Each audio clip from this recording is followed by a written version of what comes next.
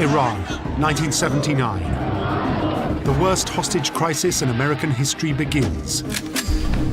Unknown to the world at the time, US Embassy staff escape and find their way to the house of Canadian diplomats, where they spend 85 days in hiding. The longer that we were in hiding, the more the potential was that we would be found. When the Central Intelligence Agency learn of the Americans on the run, they assign one of their top escape agents, Tony Mendez, to get them out. He comes up with an extraordinary plan to walk the diplomats out of Iran in broad daylight, posing as a Hollywood film crew. It was a perfect example of truth being stranger than fiction. The CIA now pushes its tradecraft to the limit as they set out to disguise and train 6 ordinary Americans in the art of escape. This is the real-life story of what would later become an Oscar-winning Hollywood sensation. But what isn't in the Hollywood version are the extraordinary details of an operation the CIA kept hidden away in classified files until now. It's the secret story of how the CIA fooled everyone.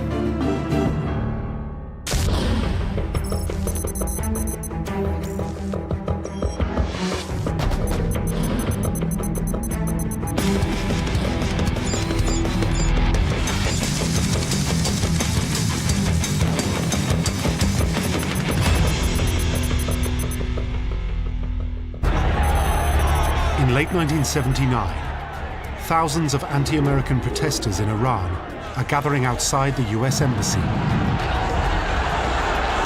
Demonstrations against America are common. Iran is still in the throes of an Islamic revolution, and America is being accused of aiding and abetting the hated exiled dictator, the Shah Reza Pahlavi. This is one of hundreds of protests organized by militant revolutionary students. But this time, it's different. Few of them had makeshift weapons, bike chains or a baseball bat, though some of them did have pistols. Massive crowd, 1,000 people, roaring, "Down with America, death to Carter." Inside the embassy, staff can see the disturbance from the office windows. Shortly after 9 a.m., the chains of the gate are cut. A small breakaway group of student militants heads for the main embassy building, the Chancery. They broke the window and they were able to enter into the basement.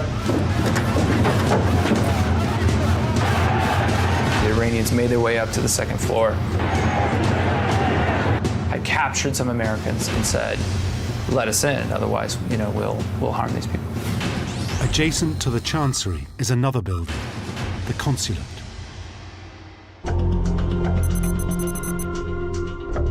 Inside, there are more Americans. One of them is Mark Lyjek. We started hearing kind of a hubbub coming from the waiting area. People talking about demonstrators roaming inside the compound. Mark Lyjek's wife, Cora, is also in the consulate. We did hear footsteps on the roof, and we thought that maybe somebody was going to try to get in and find access into the building, so that was a bit scary. All the lights went out. Apparently the demonstrators had gotten into the power station and cut off the power. Someone threw a brick or a rock through the window, and the Marine went running in and saw a guy climbing up a ladder.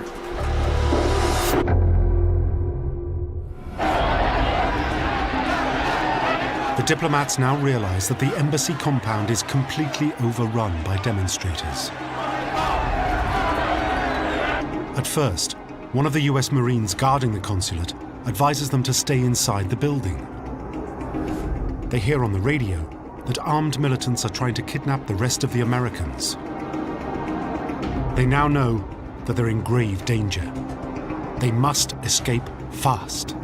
They realized that the Chancery had been broken into and that they really couldn't hold out any longer. They're advised to head to the nearby British embassy with the help of a local Iranian guide. So they make their way to a side door of the consulate that leads directly onto the streets of Tehran. Only steps away are thousands and thousands of angry Iranian protesters.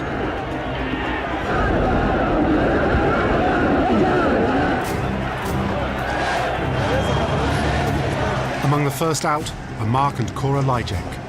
When I first left the embassy, I was certainly nervous. I felt very conspicuous. We were trying not to stand out. We were trying to blend in with the people that were walking away. Step by step, trying to get away. They are followed by Joe Stafford, his wife Kathy, and Bob Anders. The five avoid the angry crowds now behind them and head southwest towards the British embassy, led by their Iranian guide. She pulled me to the side, and the rest of our group also went to the side, and she says, there's a demonstration, we can't go there. We saw a demonstration there, so we decided that was not a good idea. In the end, they head to Bob Anders' apartment and remain there, terrified of stepping back onto the streets of Tehran.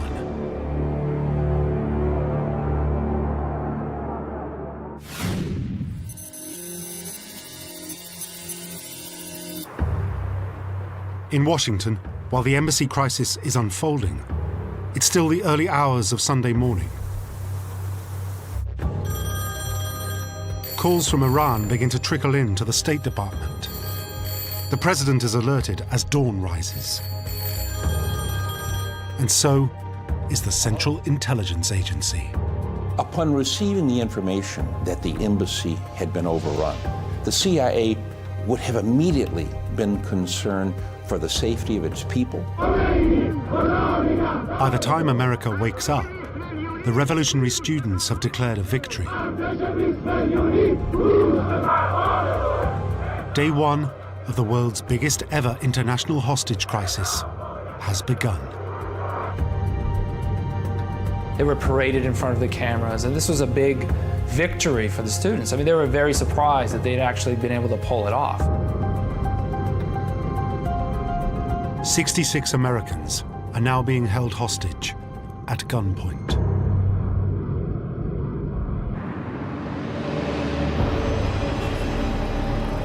At this stage, the CIA have no idea that there's a group of diplomats on the run.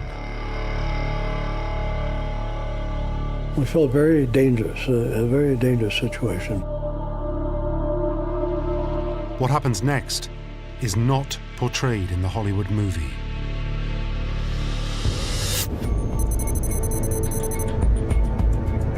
After their first night in hiding, the escapees make a nail-biting series of overnight stays at 5 different locations in Tehran. This includes the British ambassador's residence. This takes place over 6 grueling days. They're literally going from house to house to house. The most terrifying time was either Wednesday or Thursday night. All night long, the local watchman kept blowing a whistle about every 10 or 15 minutes. Our nerves were raw. The 6 days that we spent on our own was the scariest time.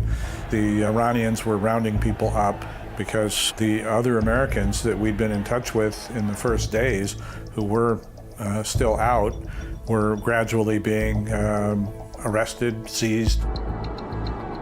Desperate, and with no idea what to do, Bob Anders remembers a friend in the Canadian embassy and gives him a call. His name is John Sheardown. Bob said, well, I'm not alone. There's 5 of us. And John said, bring them all.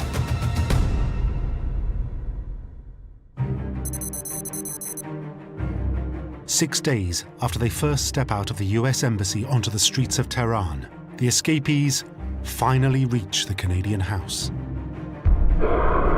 With their fellow Americans held hostage at gunpoint, they themselves are now effectively fugitives at large in Iran.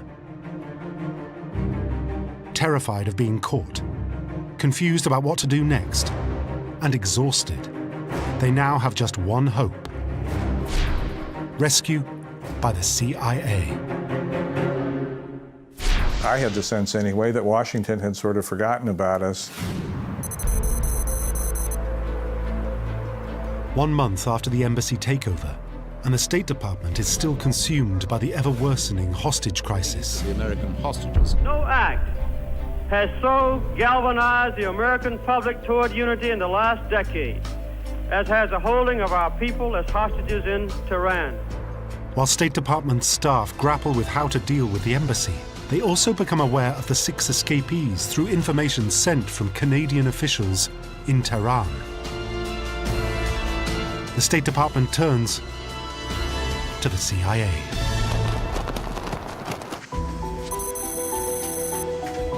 In early December, a series of top-secret flash cables arrive on the desk of an intelligence officer called Tony Mendez. Flash cables are the highest priority communications, usually restricted to wars or the most urgent of information. Tony saw these cables on his desk, and at the top of them were these marked flash, which you almost never see. In fact, some communicators, he told me, can go their whole careers without ever seeing one. The flash cables are about the escaped diplomats. On December 10th, when Tony heard that there were 6 Americans stranded outside the embassy, immediately his mind would have kicked into gear. Tony Mendez is a rising star within the CIA. He's carried out numerous undercover rescue operations, which the agency call exfiltrations, or extracting assets out of dangerous places. His job was getting people out of tough spots, rescuing people from dangerous areas. He's known as the Master of Disguise and works in a highly secretive specialist department known as OTS. OTS is the Office of Technical Service, and they are the CIA's gadget makers. These are the people in the film James Bond, which would be the Q. You know, these are they give the equipment. With the arrival of the flash cables, Mendez and the OTS are about to receive their biggest challenge yet.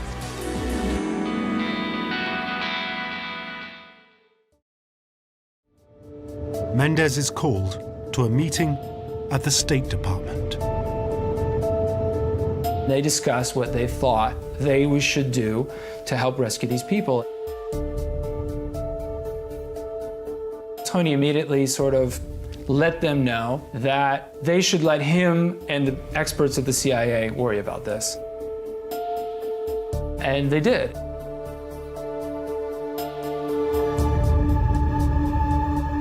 The rescue is now in Mendez's hands.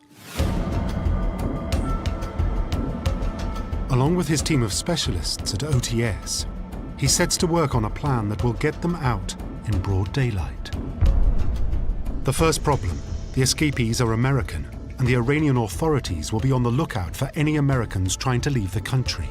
The U.S. is the hated enemy. The second problem is that the diplomats are untrained in spy tradecraft. They simply won't have the ability of accomplished agents to suddenly adopt an alien identity.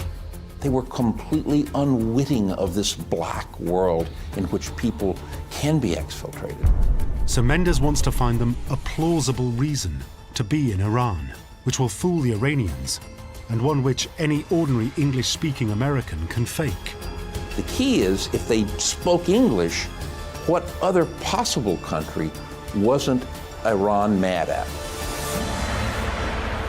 The answer, of course, is Canada.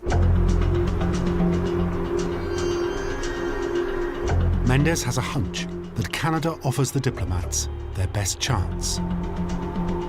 But he's worried that the Canadian government won't break its own protocol and issue citizens from another country fake passports.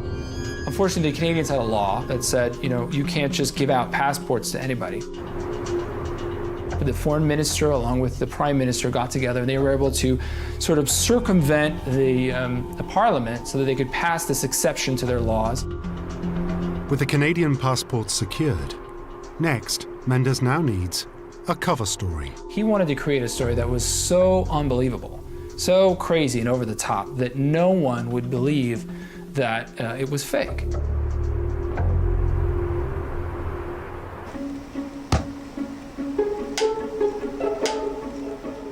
After endless days and nights, searching for the perfect cover story, Mendez hits on an idea. Suppose the diplomats are Canadians who are part of a Hollywood film crew, and their cover story is that they're on a special trip to look at filming locations. Despite the revolution, the cultural sector of the new Iranian government still wants to attract foreign currency, and that includes film investment. The plan is implausible. It's improbable that it would work. It is fraught with problems, and 1,000 things could go wrong. Not the least of the problems is that Mendez knows little about Hollywood film crews. So he calls up an old friend in California, John Chambers, an Oscar-winning makeup artist famous for his effects on Planet of the Apes. So he called his friend, John Chambers, to find out if it would be feasible and what kind of people would go on a location scouting party. And after Chambers ticked off the various jobs that a person would have, Tony realized that it was a perfect solution.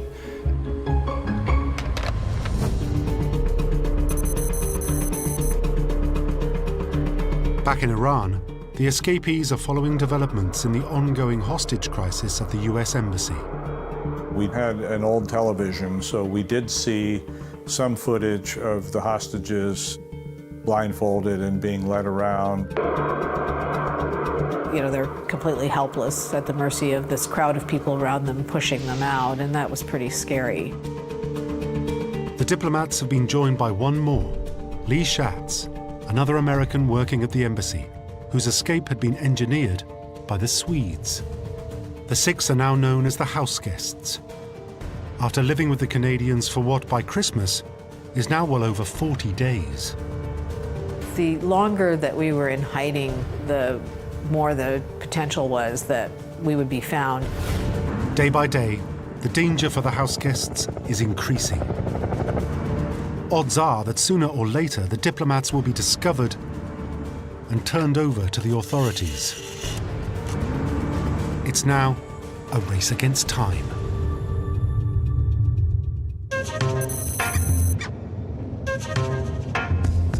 In early January, Mendez goes to Los Angeles on a 4-day trip to execute the first stage of his elaborate Hollywood ruse by visiting his old friend, John Chambers.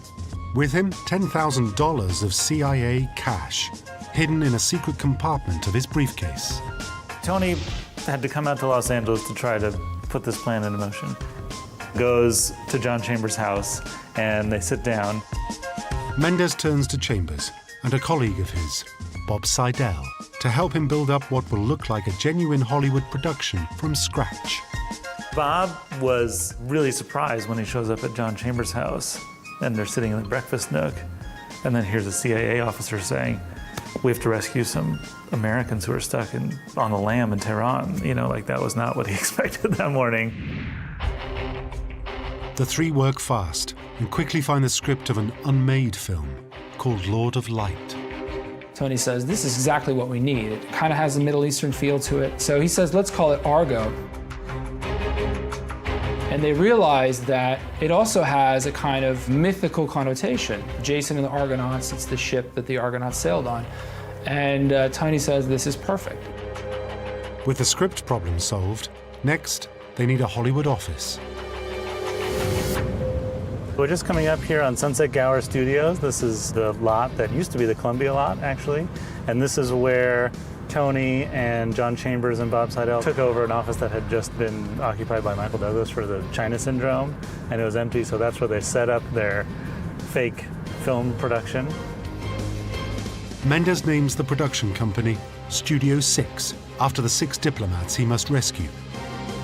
Chambers and Seidel agree to run it on behalf of the CIA.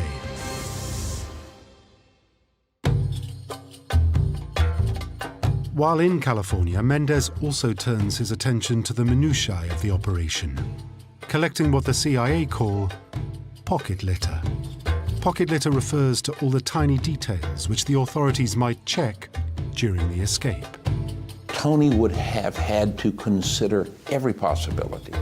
Everything from the labels on their clothing down to matchbooks that came from Ottawa, or bits that would be associated either with the movie industry or with Canada. Everything had to support the central cover. Preparations for the exfiltration do not stop here. When Mendez gets back to OTS offices, he draws on his huge team of CIA technical specialists to work on the details. He was supported by literally hundreds of people. He had disguise specialists. He had graphics people. He had document validators, how to talk about forgery. He had individuals that could talk about clothing. What would a Canadian film crew look like?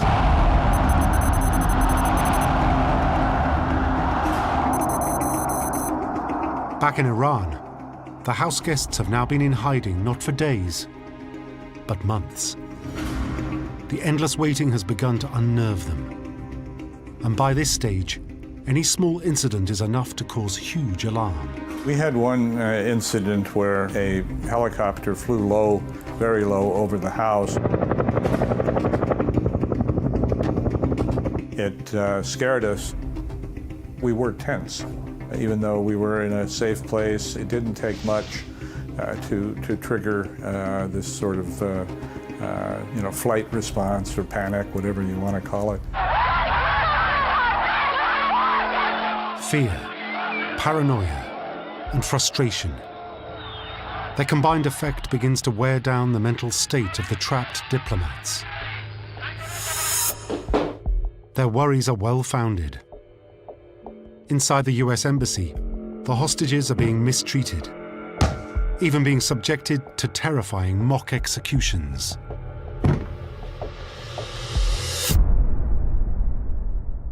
Despite the pressure, the house guests do whatever they can just to get through the endless weeks in hiding.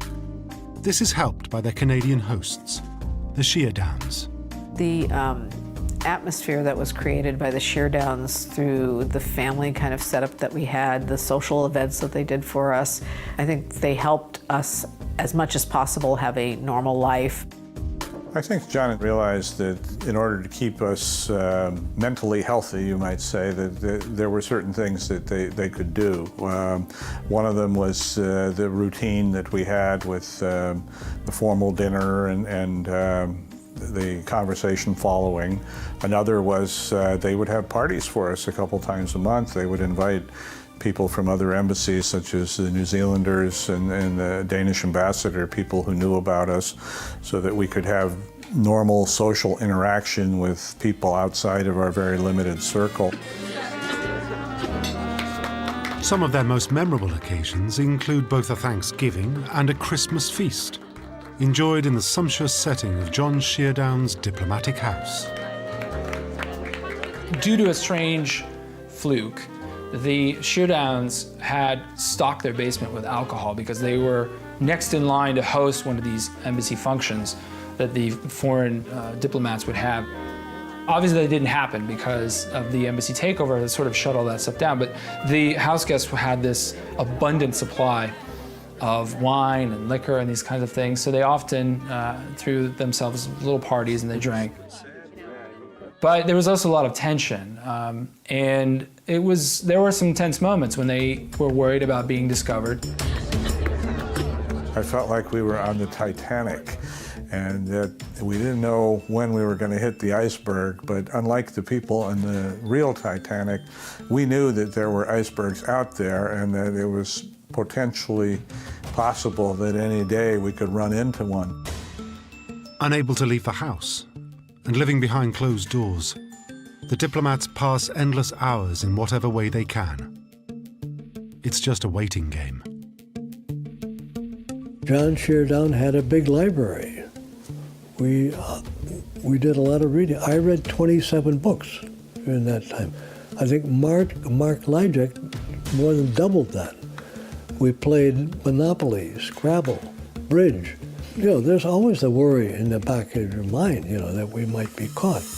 They became a bit stir-crazy. They had to stay inside. There were times when visitors would come over to the house, they would lock themselves in their room, they would hide under the bed. They were very nervous about making an untoward sound, anything that could attract attention.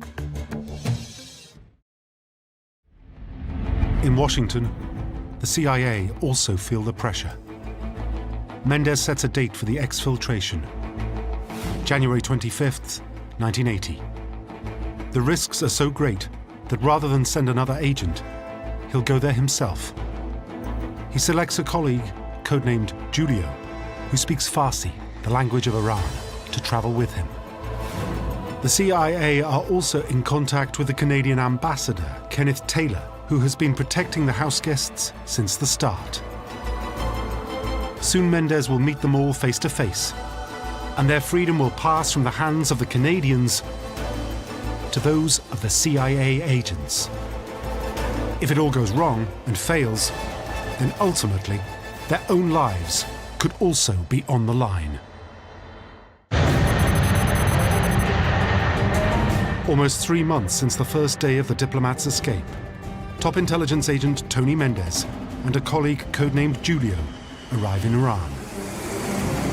Most of this time, the Canadian ambassador has been in secret communication with the CIA and knows they're coming.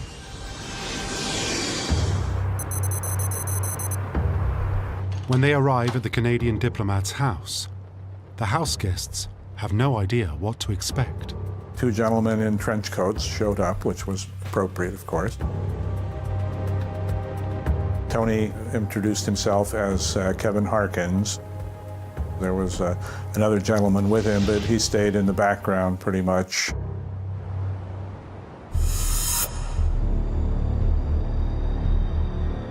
The man who calls himself Kevin Harkins, in fact, Tony Mendez, immediately begins to assess the diplomat's mental state after 80 days in hiding. When Tony joined the group, he selectively and very carefully began to analyze each one of them, saying, who is the individual that I least need to worry about? And who do I need to focus on? Mendez is looking out for the weakest link, the person most likely to panic during the escape. The house guests are also making an assessment of their own. Can this man really get them out of here? And how?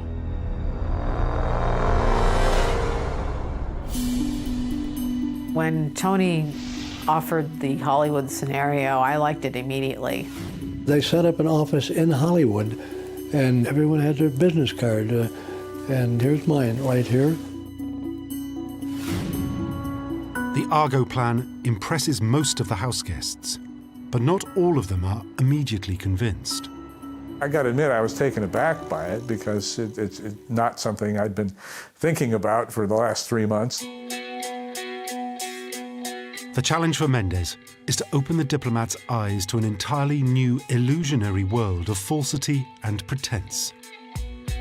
They must somehow come to terms with playing Hollywood characters that don't exist, except in the eyes of the Iranians. So Mendez plays a small conjurer's trick on them to get them thinking about the deception they'll have to perform themselves to escape. So he comes in and he performs this little parlor trick that he does with 2 corks. He holds them in his hand, kind of forming 2 Ds, and he magically separates them, making it look as if one cork has passed through the other. And I know it was just a trick, it was just a sleight of hand, but somehow I was kind of amazed by the little hand trick. I thought, well, he can do this, and he's saying he's got all this experience, so I think that we can trust him. I think he said that's the point of it. It's the whole thing is an illusion, trying to put something over on somebody. You're playing a role, you're a different person, so you're trying to fool somebody, so it's not real, it's an illusion.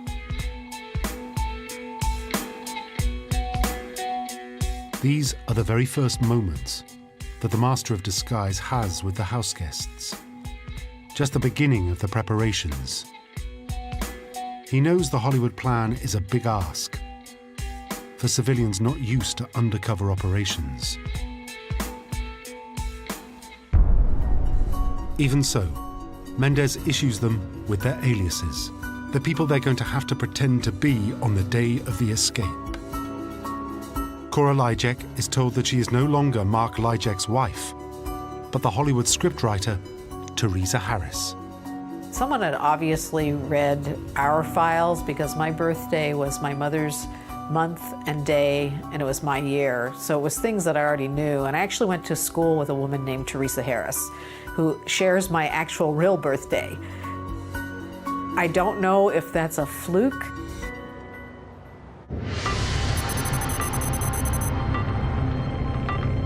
The next day, CIA agents Tony Mendez and Julio drive through Tehran to the Canadian embassy. Here, they have to perform a critical piece of CIA tradecraft, forging the travel documents of the 6 escapees. Watched by the Canadian ambassador, Kenneth Taylor, Mendez forges the travel documents.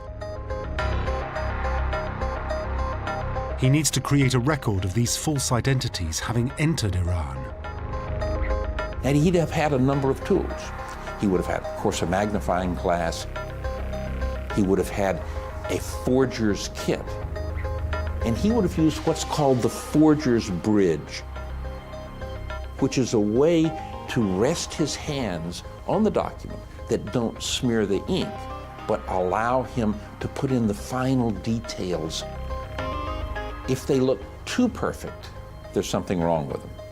But if they're too haphazard, they may not be believable. To match the ink used by the Iranian authorities, Mendez uses an ink pad supplied by the CIA. But it has dried up and doesn't work. Now, here is where the artistic side of Tony comes in. He walks over to Ken Taylor's liquor cabinet. He selects a scotch with a high octane quality. He pours some scotch onto the pad. And sure enough, they come out perfectly.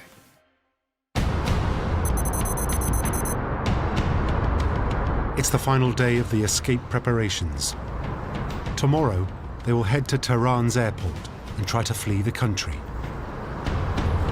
But Mendez and Julio are not sure that the house guests are adequately prepared. So on Sunday night, Tony goes back to the Sheerdowns to meet up with the house guests, and he's very surprised by what he sees. What he sees is that the house guests are scrambling through all their clothes, completely absorbed in the characters they will play. They have to transform themselves from bureaucrats into fashionable Hollywood filmmakers. Bob Anders, I think, won the prize, though. I mean, he decided to become very flamboyant. I think he unbuttoned his shirt down to about the middle of his chest. Bob has quite a bit of chest hair, so he displayed that prominently. I'm looking out of my shirt, you know, and I thought, well, maybe if I had some kind of a chain, you know, with a medallion or something, and that would fit, you know, that'd be sort of Hollywoodish. And so then I said, yeah, that's the me, that's the new me, you know, that's Robert Baker that works for Studio 6.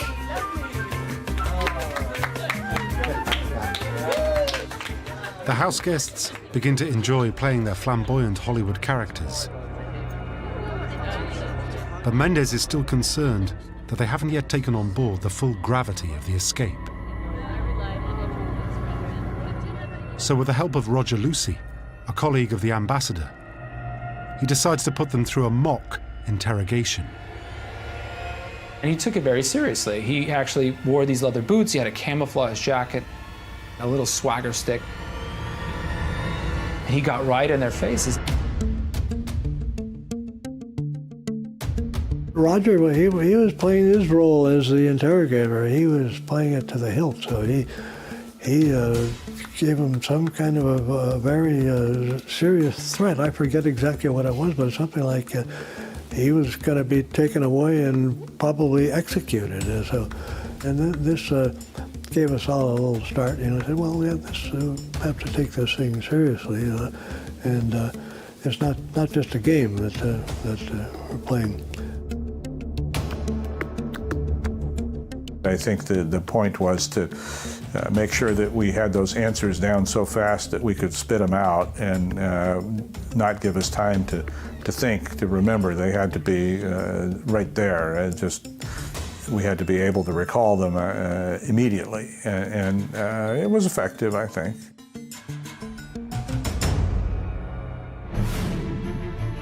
After only 2 days of preparation, Mendez decides the time has come for the diplomats to make a break for it. If he's right, it could be their ticket out. But if he's wrong, their freedom, even their lives, could be on the line.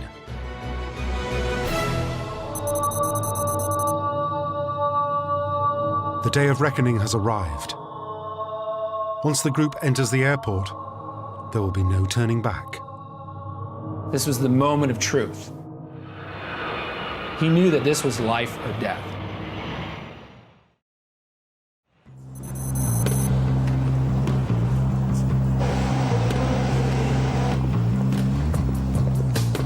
As day breaks, Mendez enters the airport, soon to be followed by the 6 diplomats.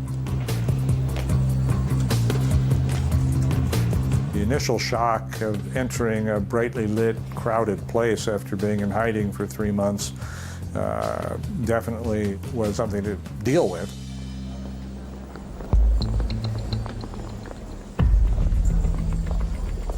After checking in their bags, they face their first big test, getting through passport control. But right from the start, it looks like it could go wrong.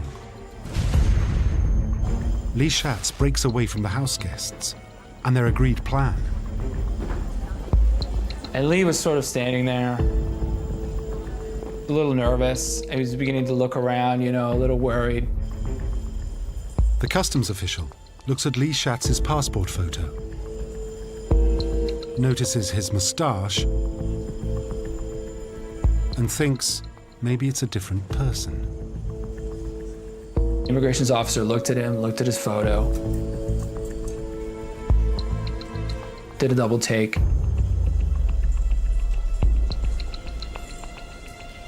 And then took his passport and left and went into a back room.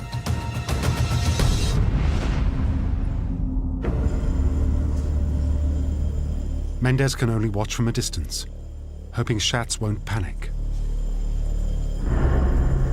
Tony's greatest fear was that they would panic, they would break cover, they would confess, refuse to go through the screening process, and literally be frozen by fear. And it's this point, even a tiny bead of sweat running off their forehead could betray the fact that these passports weren't legitimate. When the official comes back, Schatz tries to explain that he's trimmed his moustache, and it really is him in the photograph.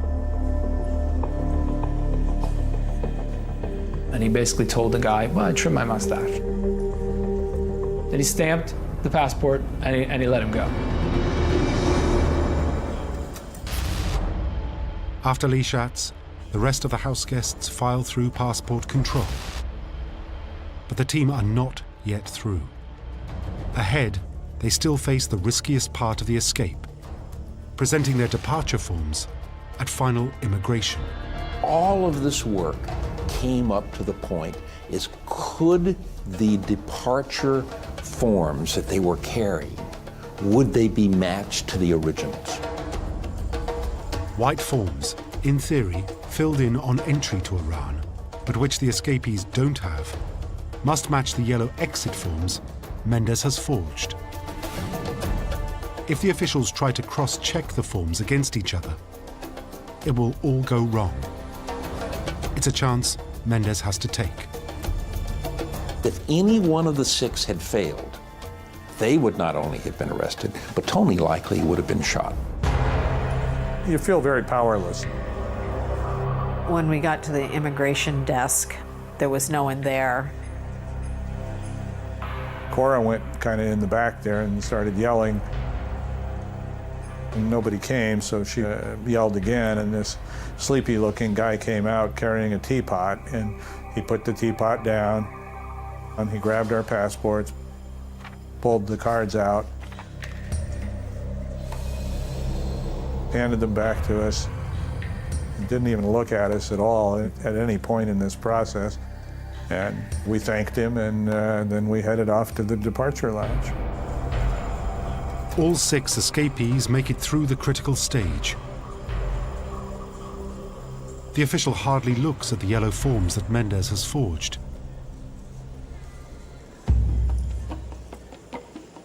The house guests now assemble in the departure lounge, waiting for their flight call. Then, bad news. We are sorry to inform you that Swiss Air Flight 363 will be delayed due to mechanical problems. Something always happens unexpected. And in this instance, it does. The flight is delayed. The delay means that their chances of being found out are now increasing.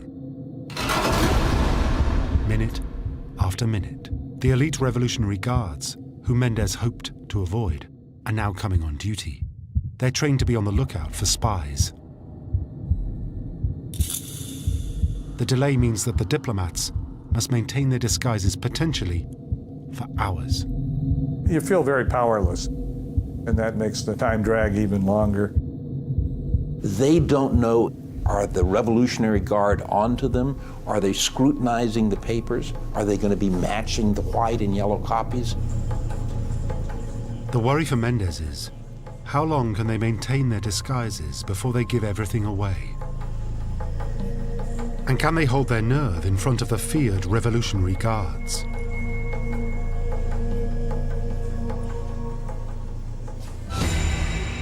The longer we were there, the greater the chance of somebody recognizing any one of us.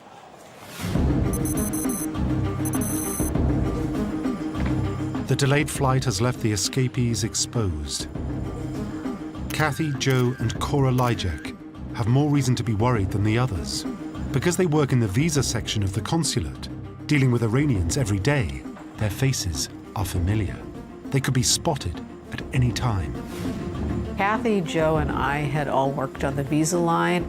I was worried that just by coincidence, somebody in the airport would recognize Kathy, Joe, or myself.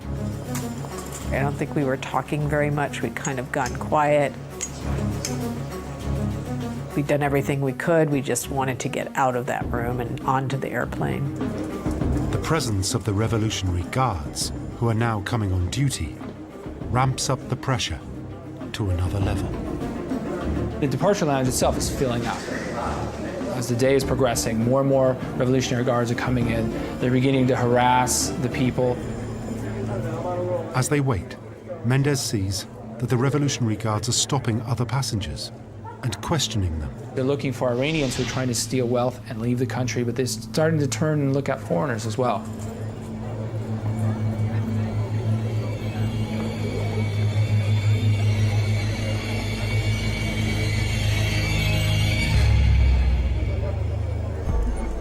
After years of carrying out undercover exfiltrations, Mendez knows that it's in these unexpected moments that the escapees are most likely to panic. They have already begun to make their first mistakes. For Mendez, this is nerve-wracking. One of the people in the group really didn't want to leave. He felt we were abandoning the hostages. He never really got into the story and the role. And in fact, when we went to the waiting room, he called me by my real name, Cora. Mark and I moved away from that person and decided to kind of keep a distance from them. Another mistake is when a nervous house guest picks up an Iranian newspaper written in the local language of Farsi. It will be highly unlikely for a Hollywood filmmaker to be doing this. Exactly the kind of giveaway a trained Revolutionary Guard would be looking for. Tony went over to him and said, you know, put the paper down. You should probably not be a Farsi speaker or be able to read it. And he did. He put it down. Mendez cannot afford a third mistake. Just one glance by a revolutionary guard at the wrong moment, and they all go down. During the delay, Tony could do essentially one thing to assuage the fears of the six, and that's be calm. Those last 30 minutes in the waiting area seemed to drag on forever. Every minute passing very, very slowly.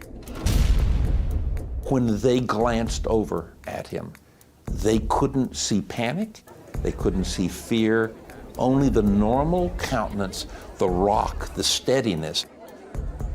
If you could take your blood pressure at each different point along the line, it's probably pretty high. This was kind of a draining experience going through the airport, and I just wanted to be on the aircraft at that stage. That was it.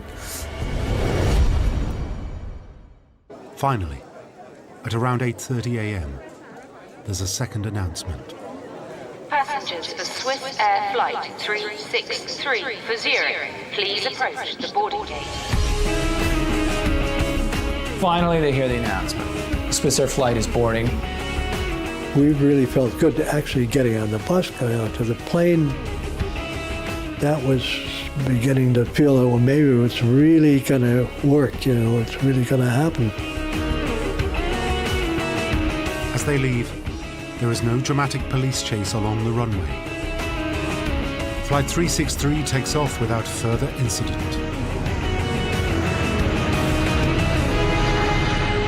A few hours later, it lands in Zurich, Switzerland. I wanted to say thank you and goodbye to Tony, but when I turned around, he was gone. I'm not even sure we had a chance to shake hands with Tony and Julio. They went off, and you know, for them it was just another day at the office, I guess, but obviously for us it was a life-changing experience. Tony knows they're going on with their lives, but he knows that this is just one of many operations, and his primary objective at that point is drift off into the shadows. The Argo escape plan is kept secret for 17 years. The files are eventually declassified, and the world would learn of one of the CIA's most extraordinary operations.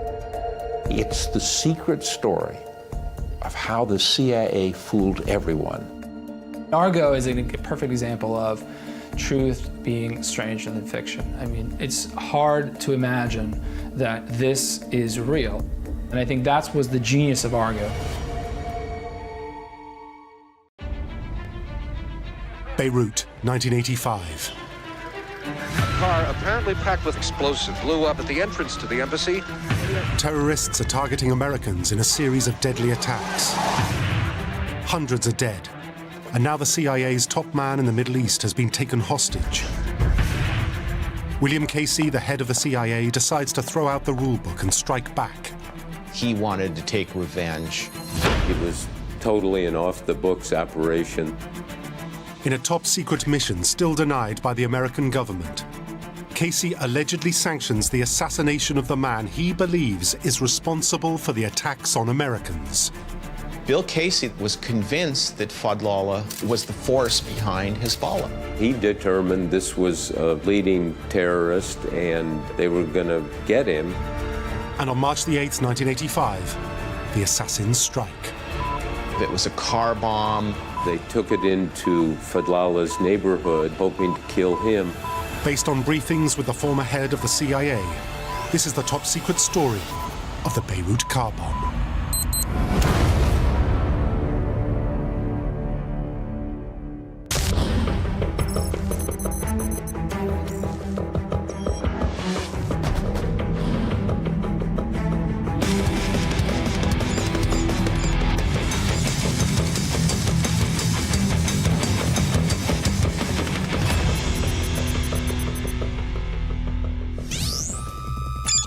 1983, Beirut, Lebanon.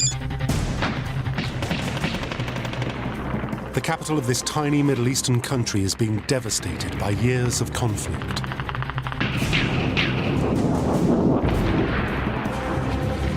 Now, American troops are arriving in the city.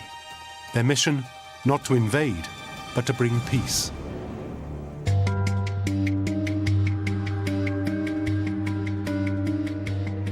Also in the city is a substantial CIA presence. Operating out of the US Embassy, the agents are there to counter a growing problem in Beirut: terrorism.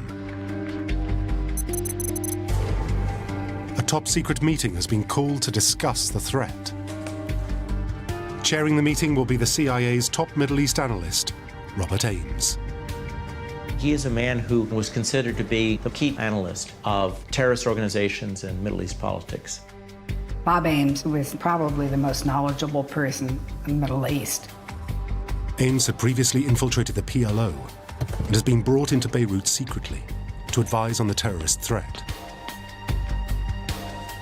Also in the building that day is aid worker Ann Damerel. When you work in an embassy, everyone knows that CIA agents are there. What you may not know is who they are.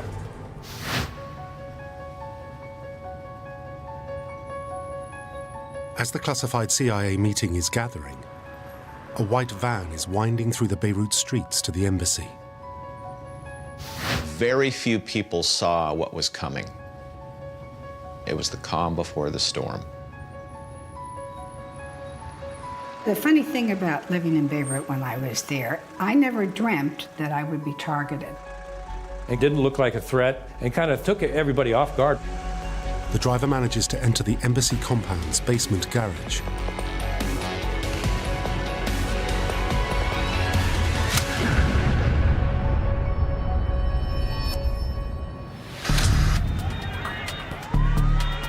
The entire central section of the embassy building collapses in the explosion, bringing down 7 stories of masonry and rubble. Ann Damerel is one of those trapped beneath the wreckage. I couldn't move anything. I heard, "Yalla bina, yalla bina," let's go, let's go. And I was aware that there were 4 young Lebanese near me. They made like a board, and they moved me out, and they started to run with me across the garden. Ann's rescue is captured on video. She is one of the lucky ones.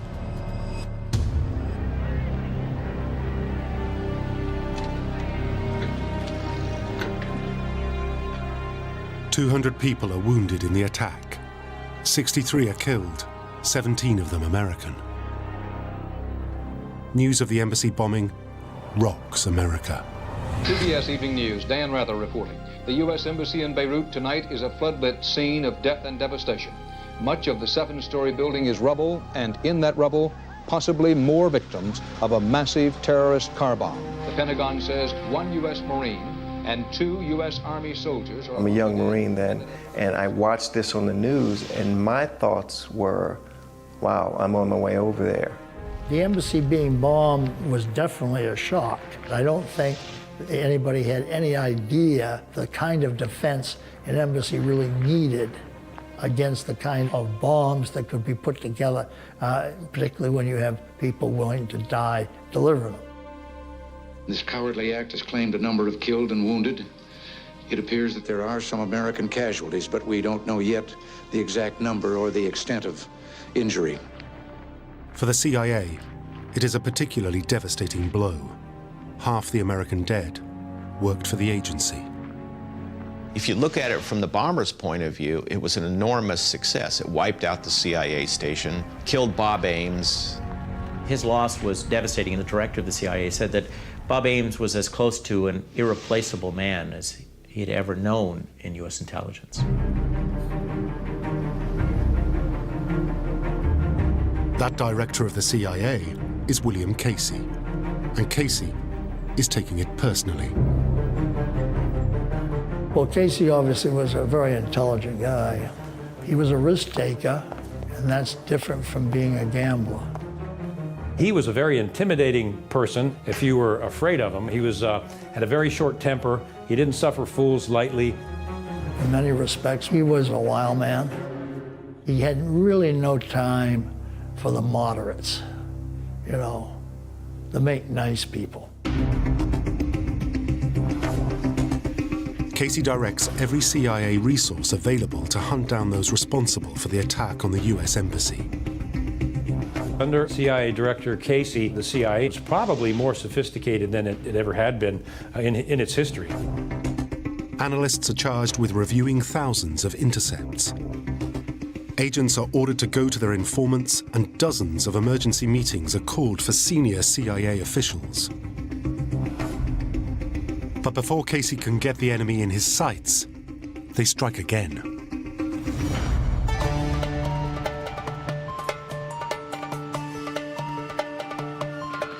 Their target? Over 1,800 American Marines stationed in Lebanon as peacekeepers. The United States had made a decision to put its troops in Lebanon to help stabilize that country. We were there acting as a liaison between the Lebanese government and the warring militias until the Lebanese government could get on their feet. They weren't sent there to fight a war. They were to keep the peace. It was a peacekeeping mission. The majority of the forces are based in barracks situated next to Beirut Airport. From the rooftop of the building, we could see the main terminal and the mountains and the Mediterranean Sea to the right. Their position is also dangerously close to an area of Beirut controlled by Muslim militias. Where it was located was not a choice position for its security. In the early hours, a truck heads out of Muslim-controlled Beirut on the airport road towards the barracks. At the same time, Marine Lance Corporal Kevin Jiggets is signing off from guard duty. I went down to my room in the building, and I remember just taking off my boots and laying down. As Jiggets lies down to sleep, the van approaches the perimeter of the barracks. This truck came down Airport Road. He turned into the parking lot of the main terminal, and he crashed through a barbed wire barrier. As a peacekeeping force, the Marines' weapons are not loaded. The face of the driver is visible to the guards as he aims the truck at the barracks. He is smiling. It drove into this big building that was a barracks. The initial contact with the truck and the guard shack is what woke me up. The truck rams into the base of the barracks and is primed to explode. And I reached for my weapon when I said, "It's showtime, ladies," and that's the last thing I remember.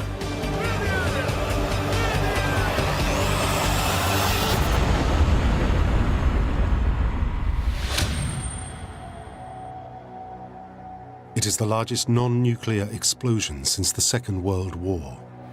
Upon detonation, the building was lifted from its foundation and kind of pancaked down floor after floor.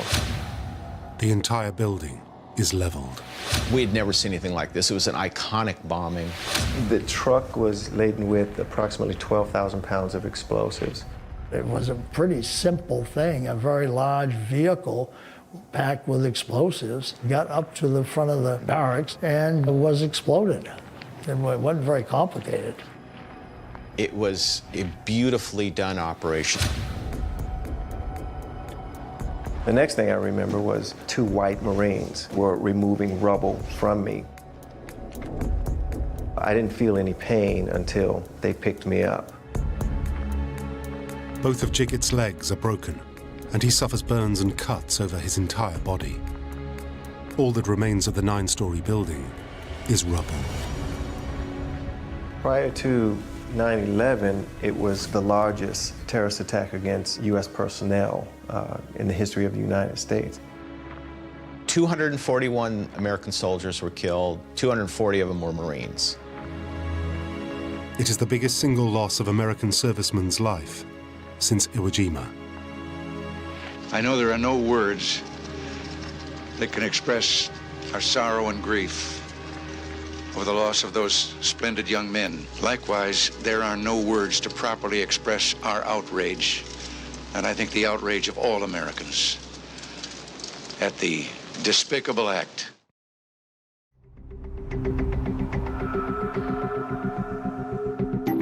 In Washington, William Casey and the CIA are now under real pressure to find the terrorists. The problem is that no one has yet claimed responsibility. But within hours of the attack, a statement is released to a French news agency by a group calling themselves Islamic Jihad, Arabic for Holy War.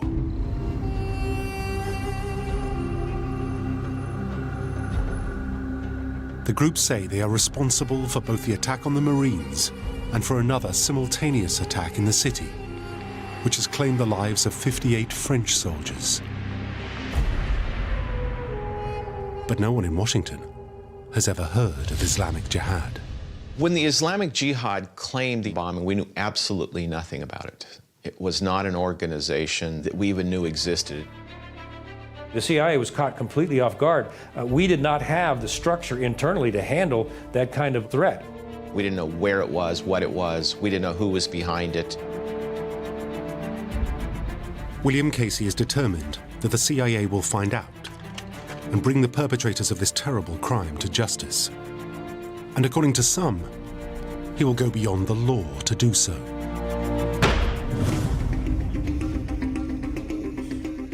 The man Casey selects to uncover those responsible is seasoned Middle East agent Robert Bayer. Anxious not to lose more operatives, Bayer's brief is simple. When I left Washington, the orders were stay alive. Whatever you do, stay alive. We don't care if you ever send a report in. We don't care what you do. Just don't get killed or kidnapped. It was very simple orders. Bayer sets off and finds Beirut a city in turmoil. There was no other way in except a Black Hawk helicopter.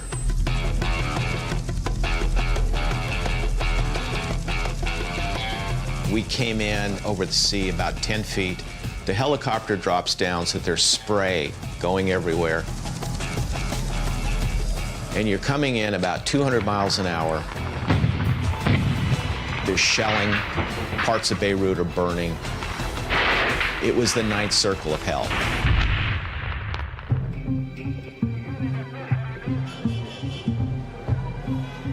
Bayer and the other agents immediately begin to set up a low-profile operation. This was Lebanon, you know? It was a civil war. You just absolutely wanted to be the least important person on the street. We didn't wear suits, always Levi's, scuff shoes. You never carried a radio in the open. You never carried a gun in the open. You looked like you were a bum that just sort of wandered off from wherever. We drove beat-up old cars with bullet holes in them, with bald tires. You know, if you change your car every day, that was the best way to do it. At one point, I actually drove a taxi there. It was an old Mercedes, it was been painted a bunch of time, all dinged up, and it looked like what's called a service. There were just no limits, no laws. It was amazing. We had all the money we wanted. We would, at the drop of a hat, buy an apartment. I had probably 12 apartments and houses and moved between them night after night. So you were never in the same place. As a fluent Arabic speaker, Bayer is assigned the role of gathering intelligence on the streets. It was mainly picking up sources in cars, and we would put surveillance on places, watch people coming and going. Gradually, Bayer's intelligence work starts to pay off. He begins to gather information on Islamic Jihad. And that intelligence leads him to the religious leaders of one of Lebanon's main Islamic sects, the Shias. We knew that there was a grouping of Shia clerics that had started in 1982, and we watched this formation occur. You know, people would join and leave. Names we didn't know much about, but basically the religious establishment was coming to join in this Islamic resistance movement.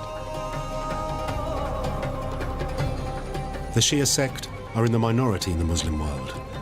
But in Lebanon, they make up around half the Muslim population. And critically, they are the same branch of Islam as America's key enemy in the Middle East, Iran.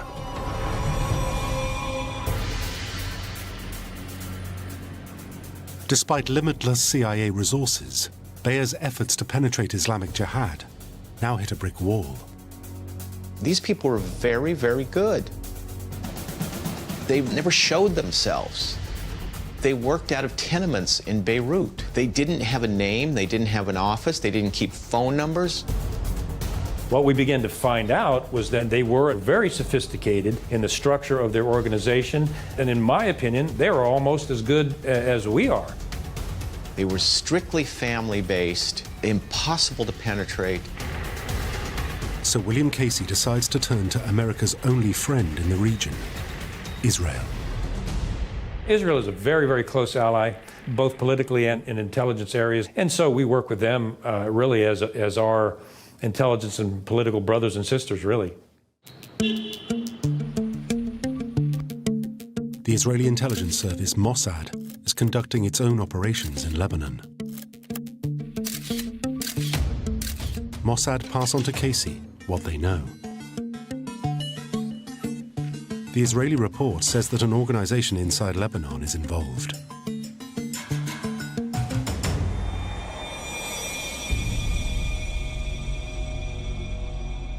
The Israelis identify a house in Damascus, the capital of neighboring Syria, where they say a Syrian intelligence officer discussed the attacks on the Marines 3 days before the bombing.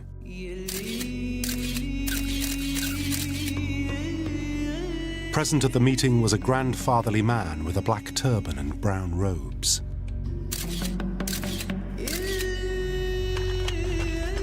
The Israelis say he is the key figure in the militant Shiite movement in Lebanon, Sheikh Mohammed Hussein Fadlallah.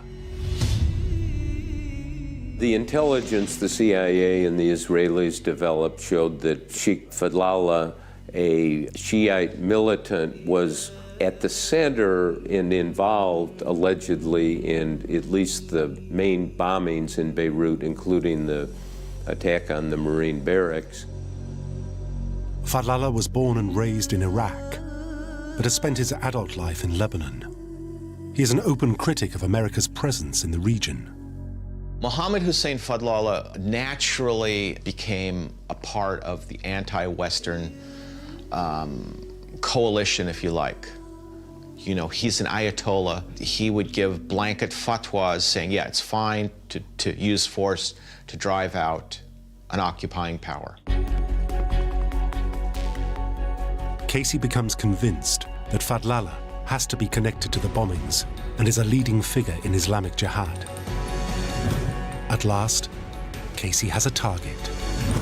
According to some, Casey now sets in motion an operation to assassinate the man who he believes ordered the slaughter of hundreds of Americans. In the months after the barracks bombing, President Reagan reassures the world that America will stay the course.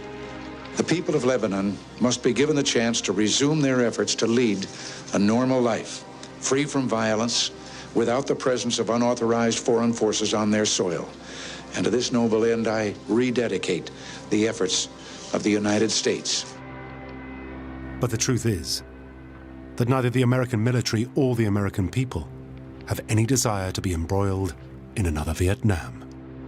The military decided that no longer were they going to let the politicians dribble them into a war, and a war that the public doesn't support. I think the American public were sick of the killings. But CIA Director William Casey is considering an operation against the Lebanese cleric Sheikh Mohammed Fadlallah, who he suspects is the leader of the terrorist organization behind the attacks on Americans. But before he can strike back, there is a further humiliation for America. Just 4 months after the bombing of the US Marines, America begins a full withdrawal of its forces from Lebanon. Many in the CIA believe it is sending the wrong message to the terrorists. Pulling Marines out of Beirut was viewed as a victory by the bad guys, writ large. It was sending a signal to terrorists in the region that the Reagan administration was a paper tiger. Casey decides that it is up to the CIA to exact revenge for this loss of face. Casey felt defeated because he was part of the administration that convinced Reagan to go in, to send the Marines in. But to strike back, he must first rebuild the agency's damaged capabilities in Lebanon.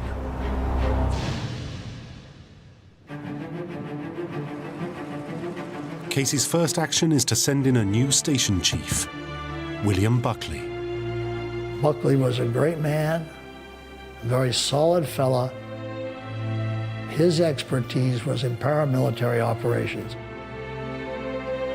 Buckley, a former commando who had fought in Vietnam, will be the CIA's most important man on the ground in Beirut. Casey promises to provide Buckley with everything he needs to combat the terrorist threat posed by Islamic Jihad.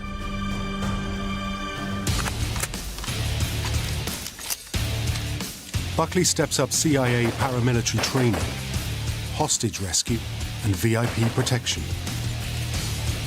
He trains Lebanese intelligence agents to work alongside his teams. Back at CIA headquarters in Langley, Casey has 50 highly trained analysts working exclusively on Islamic terrorism in the Middle East. Out of this massively expanded operation, Buckley and Casey learn a vital piece of intelligence. It takes a lot of time to figure out what's going on. We figured that the Islamic Jihad was an organization that they just borrowed a name. It emerges that Islamic Jihad is not a single body. It is the name for a loose network of Shiite militant groups.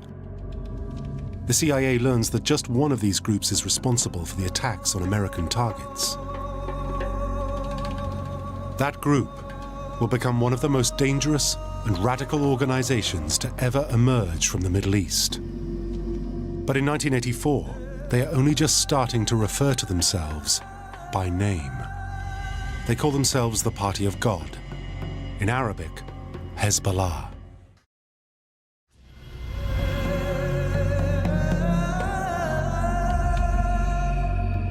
Everybody talks about Hezbollah today. At the time, I never heard of Hezbollah. In April 1983, we had no idea that there would be a Hezbollah. In fact, there was no name for it.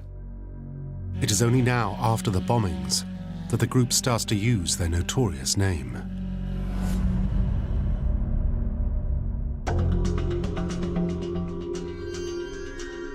Hezbollah has been created by America's greatest enemy in the region, Iran. In 1982, its spiritual leader, Ayatollah Khomeini, had sent 1,000 Iranian Revolutionary Guards to train Shiite fighters in Lebanon. Hezbollah was created by the Islamic Revolutionary Guard Corps. There's just no doubt about this. They funded it, they organized it. And now Hezbollah is fighting Iran's war in Lebanon. It was an extension of the Iranian Revolution, if you like. It was Iran's effort to open out the revolution to the Arab world. And they did it very successfully. And Lebanon was the first place. The CIA discovers that Iran is training Hezbollah fighters on the Lebanese-Syrian border. Soon, they receive other vital intelligence. Both the Lebanese security forces and Israel's Mossad inform the CIA that a senior figure in the Hezbollah power structure is none other than Sheikh Mohammed Fadlallah. The same man who Casey believes is behind the attacks on the US Embassy and Marine barracks.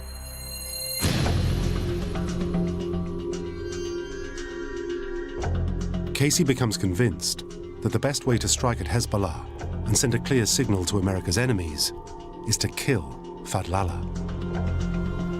But Casey faces a complication. Targeted assassinations are against the law. During Watergate, Gerald Ford, the president, issued an executive order banning assassinations by any agency, including the CIA. So in the 80s, Casey's hands were tied, and so he stretched the law. In Washington, Casey turns to the CIA's formidable legal team to try to convince President Reagan to change the law. His argument is that a preemptive strike against Fadlallah should be seen as an act of self-defense. In other words, if you'd gotten rid of Hitler in the 30s, maybe 20 million people wouldn't have died in World War II. And that's a pretty good argument.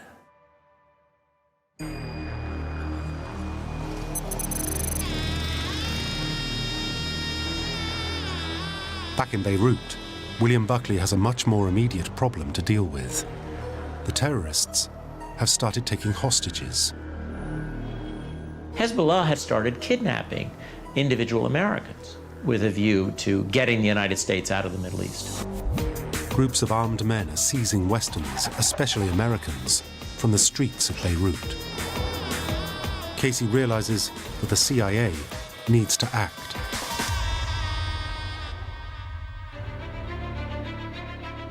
So Buckley starts formulating a daring rescue plan.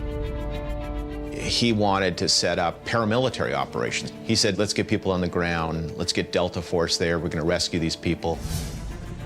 Buckley's plan is that the Green Berets and Israeli Special Forces will enter the city by boat under the cover of darkness. Simultaneously, in the city, Mossad agents will cause a diversion by placing bombs outside the homes of suspected Islamic terrorists. Then the Green Berets will make their way to a series of suspected locations and conduct stealth raids to rescue the hostages and take out the terrorists.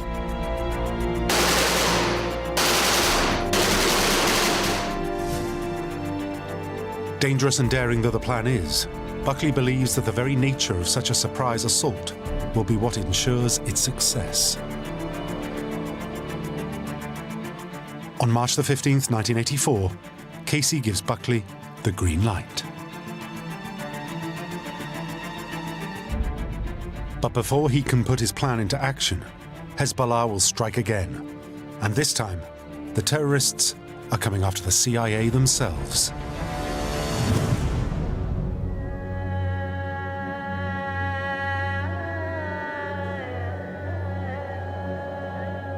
Since arriving in Beirut, Buckley has been having an affair with a beautiful young Lebanese woman called Zenoub. Unbeknown to Buckley, Zenoub works for Hezbollah.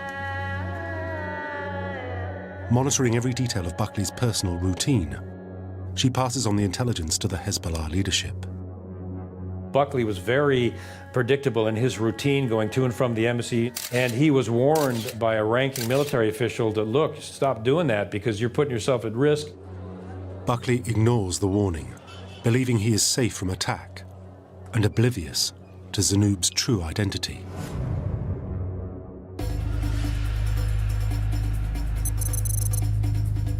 On a Friday morning, William Buckley leaves his Beirut apartment, carrying top-secret documents.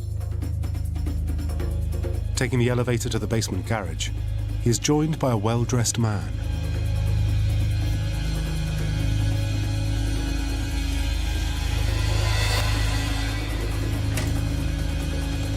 In the basement, the man suddenly strikes. They hit him over the head with a briefcase with something hard in it. They grabbed him, threw him in the back of a trunk of a car, and drove off into the southern suburbs. For Casey, the kidnapping of the Beirut station chief is an unprecedented disaster. This was a real earthquake for Casey and the CIA. William Buckley was a chief of station and had volumes of CIA information in his head, in his memory. And the accounts were that Hezbollah was torturing Buckley daily.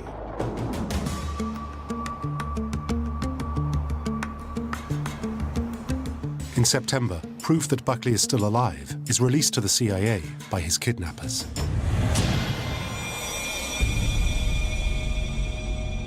There appeared eventually a video that Casey saw of Buckley being tortured. He was almost dead. He was slobbering. You could barely understand what he was saying. The concern was the amount of classified information that was being tortured out of Station Chief Buckley. It was causing serious damage to national security. Buckley's Lebanese agents began to vanish or turn up dead. With the loss of their station chief and their intelligence network in Lebanon clearly compromised, Casey fears the agency's entire operation in the Middle East is in ruins. It showed the limits of American power. The United States was not able to protect its intelligence representatives abroad. And Hezbollah was able to hold this man, and the United States apparently couldn't do anything about it. For one of their own to be tortured and killed that way, and then for the video to get to Casey and the CIA, it galvanized this idea of we have to fight back, and if our hands are going to be tied, if there are rules, if there are laws, if there are executive orders, to hell with them, we're going to get the job done. And any doubt that Casey may have about hitting back at the terrorists is removed when they strike yet again.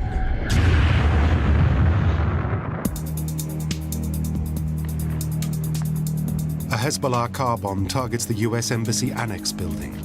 24 are killed and 90 are wounded. But this time, the CIA link the attack to Hezbollah.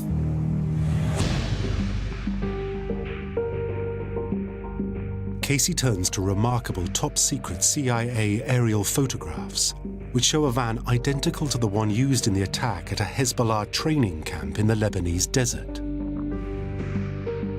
The photographs reveal an exact mock-up of the protective concrete barriers at the embassy annex, and between the obstacles, tire tracks. If they looked carefully enough, the outline of the drive that had to be made was exactly what you saw right in front of the United States Embassy Annex in Beirut. It is beyond doubt. The Iranians are running a car bomb school for Hezbollah terrorists. In Washington, Casey makes his position clear. They must cut off the head of the Hezbollah snake and kill the man they believe to be its leader, Sheikh Fadlallah. In November of 1984, President Reagan signed something called a finding. A finding is a document that means the president has found that a certain top secret activity is in the interests of national security.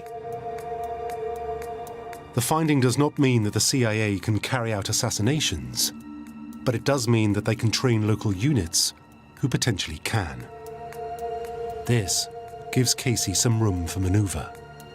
Casey can now sanction the killing, but the CIA must still not be directly involved. Veteran journalist Bob Woodward claims that this is precisely what Casey does next.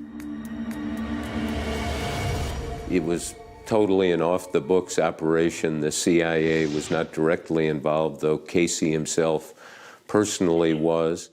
Covert action has always been available to presidents when they do not wish to use the United States military.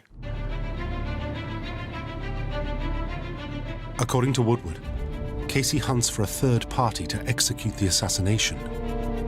William Casey looked elsewhere to find a partner to launch a strike against the leadership of Hezbollah in Lebanon. And that partner was Saudi Arabia. Although denied by Saudi Arabia and the American government, according to Woodward, in early 1985, the Saudi Arabian ambassador to the US, Prince Bandar, is ordered by his king to cooperate with Casey in every respect. Casey and Bandar met in one of these classic CIA secret meetings at Bandar's house and walked out into the garden. According to Woodward, the Saudis, like Casey, believe that Sheikh Fadlallah is the leader of Hezbollah, and so agree to fund the operation. Casey gave Bandar a card with the bank account number and said, transferred the $3 million for this operation into this account. Casey agrees to the Saudis taking operational control, and they agree to using a former British SAS officer to head the mission. It was Saudi intelligence, a former SAS officer, and Casey, and they planned this operation.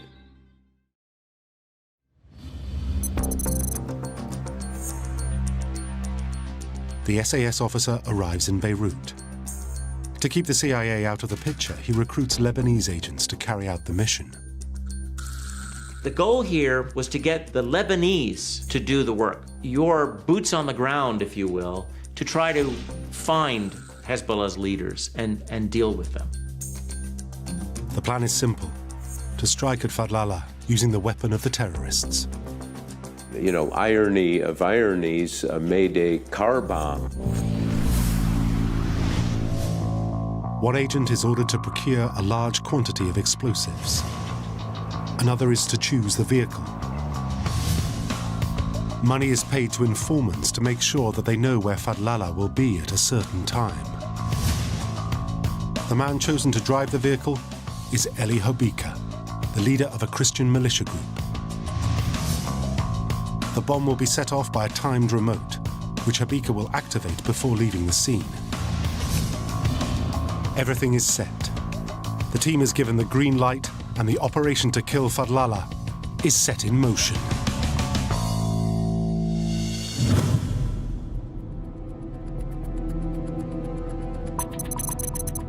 A pickup truck is driven into the crowded Bir al-Abed neighborhood in South Beirut. Concealed beneath crates of vegetables, 750 pounds of explosives.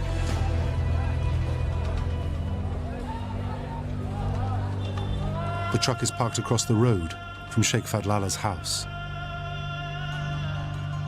Intelligence says that Fadlallah will soon be returning there from the mosque. Lookouts are positioned to alert the driver of the truck, Eli Habika, of Fadlallah's departure. At approximately 2 p.m., Fadlallah leaves the mosque after Friday prayers. One of the lookouts identifies Fadlallah, and the signal is relayed to Habika to prepare the bomb for detonation.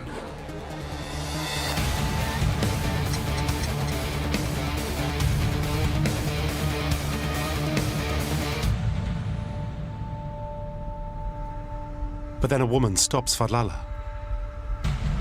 She asks a religious question. They need to delay the detonation. Fadlallah is too far from the bomb.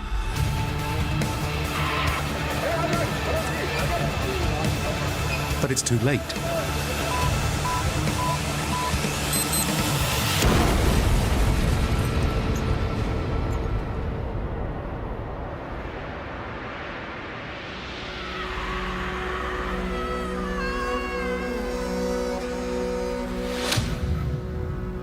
The blast kills 83 people. 283 lie wounded. The victims are mainly schoolgirls, women, and children. Buildings up to 600 feet away are destroyed. Despite the size of the explosion, the bombers have missed their target. Fadlallah is just outside the blast radius. Surrounded by his supporters, the cleric simply walks away. They did not kill him. They killed 80 innocent people, and Fadlallah escaped. Those at the scene are under no illusion as to who is behind the attack.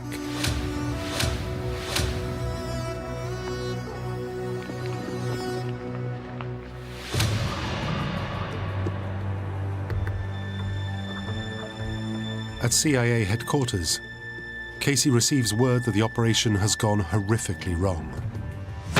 This bombing of Fadlallah was a turning point. I mean, anybody had any doubts about the West were immediately convinced that these guys are crazy. They're going to slaughter us and kill us all for no purpose at all. And worse is to come. It later transpires that the CIA's intelligence on Fadlallah from Israeli and Lebanese sources is deeply flawed. the man the CIA had targeted for death, is not the head of Hezbollah. Over the next few years, the agency learns that Fadlallah has never been involved in any terrorist attacks against America. There was no evidence, none, zero at all, that he was directly involved in attacks on the West or Israel. He was not an active operational member of Hezbollah, never at any time.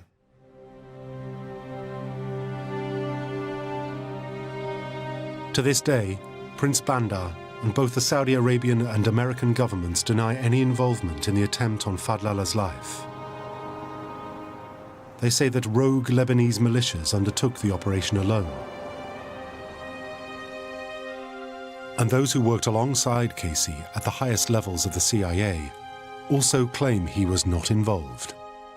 I think a lot of people have ascribed it to something that Casey put together with whatever, and that's not true. Casey had nothing to do with it. Despite these public denials, it appears that William Casey himself is prepared for the story of his personal involvement to go public.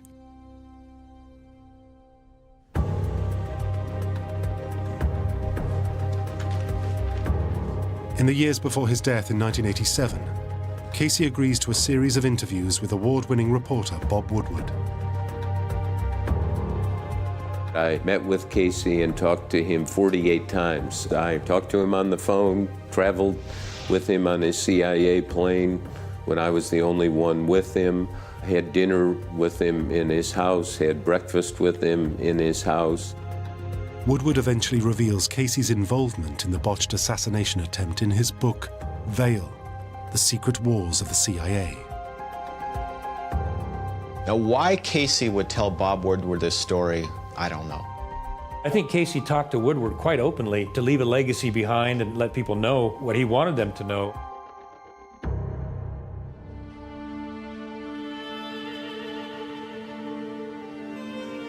Over the years, there has been speculation as to why Casey would talk to Woodward.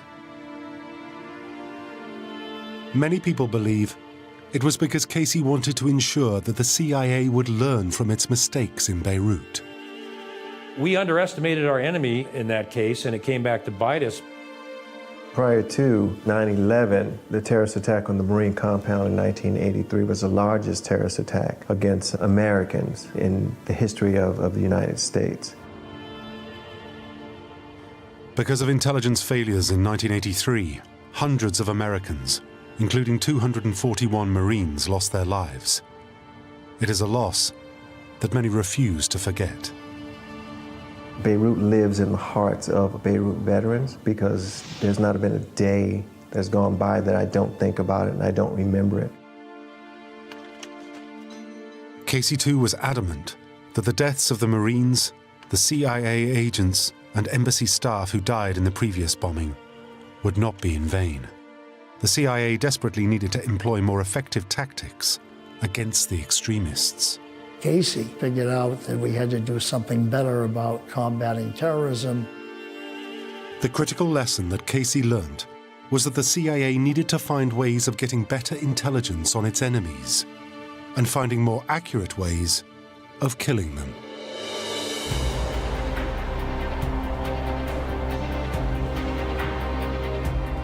So a year after the Fadlallah attack, Casey sets up a new CIA department, the Counterterrorism Center. It brought together the espionage people and the people from the Directorate of Intelligence to work together for virtually the first time in history. And this was a revolution.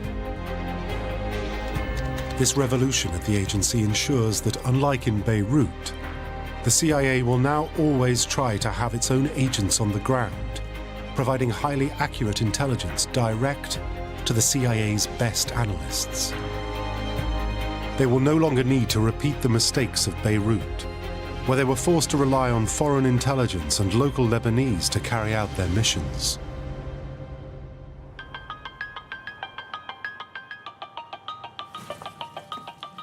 In 1986, the Counterterrorism Center starts developing a new way to accurately target its enemies: an unmanned aerial vehicle.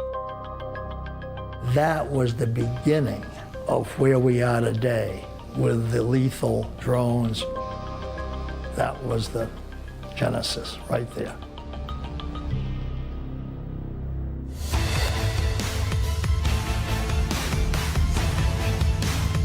This idea, born out of the failure of such tactics as the car bomb, would result in the development of highly sophisticated, lethal drones. It would take a generation to be perfected, but drones are now an integral and highly effective weapon in the CIA's campaign against terrorism.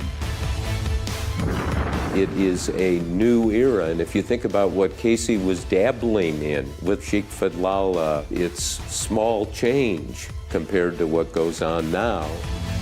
The CIA continues to evolve in the face of new terrorist threats and has achieved some startling successes. In many cases, the extent of those successes are only now becoming declassified.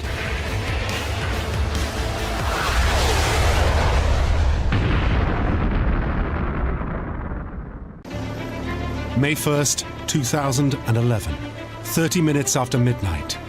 In military terms, 0 dark 30. Navy SEALs are on a top-secret mission. Their target, America's most wanted, Osama Bin Laden.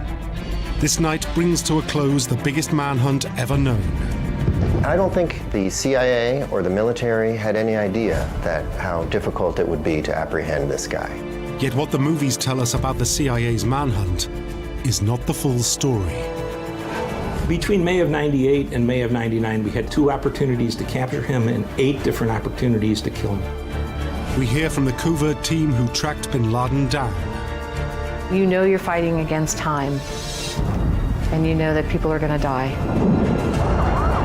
To reveal the declassified truth behind the 15-year pursuit that brought America's most wanted to justice.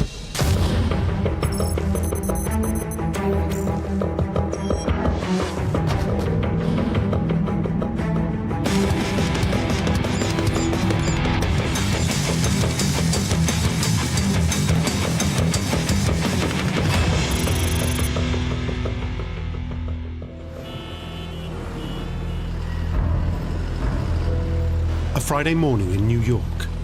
Thousands of people are downtown.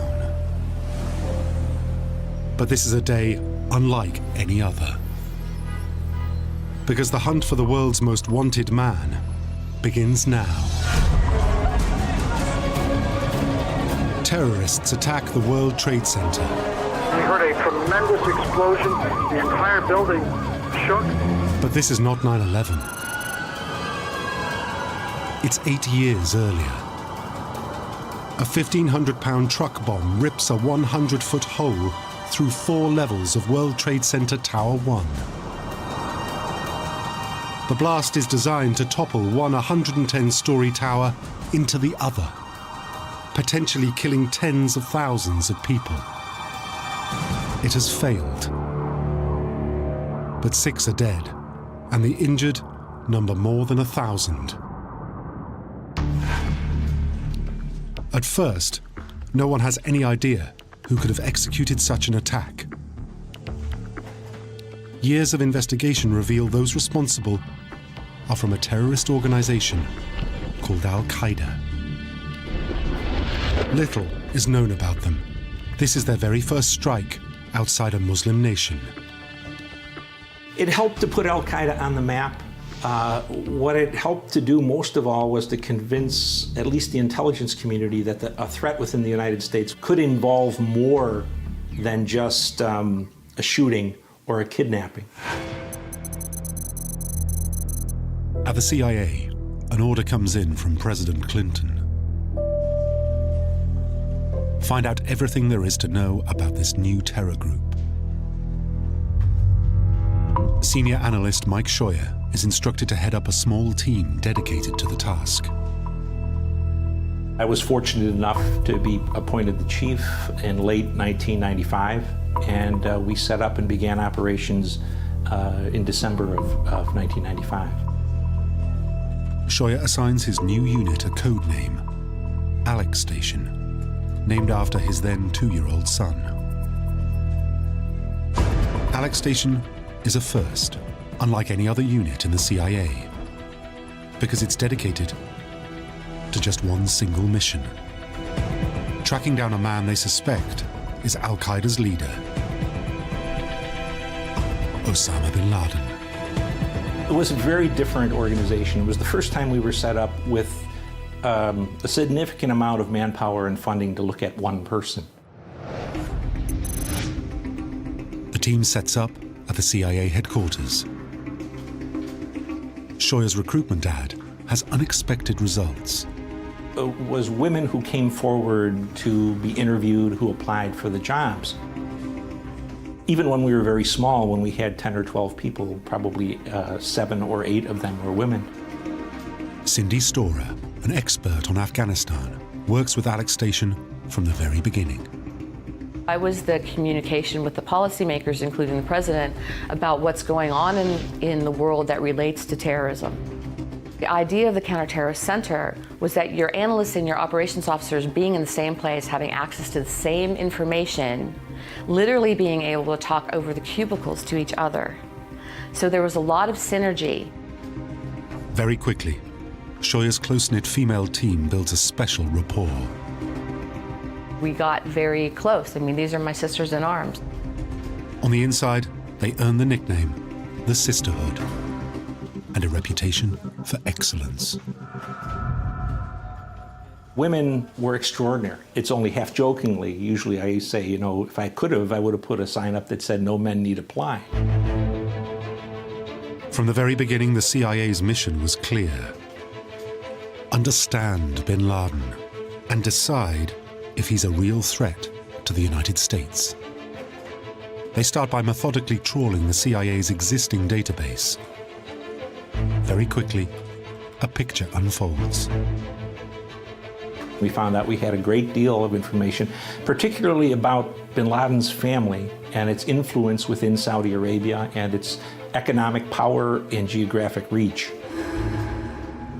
The database reveals Bin Laden is the son of a Saudi billionaire. But then at the age of 22, something happens that shapes his future.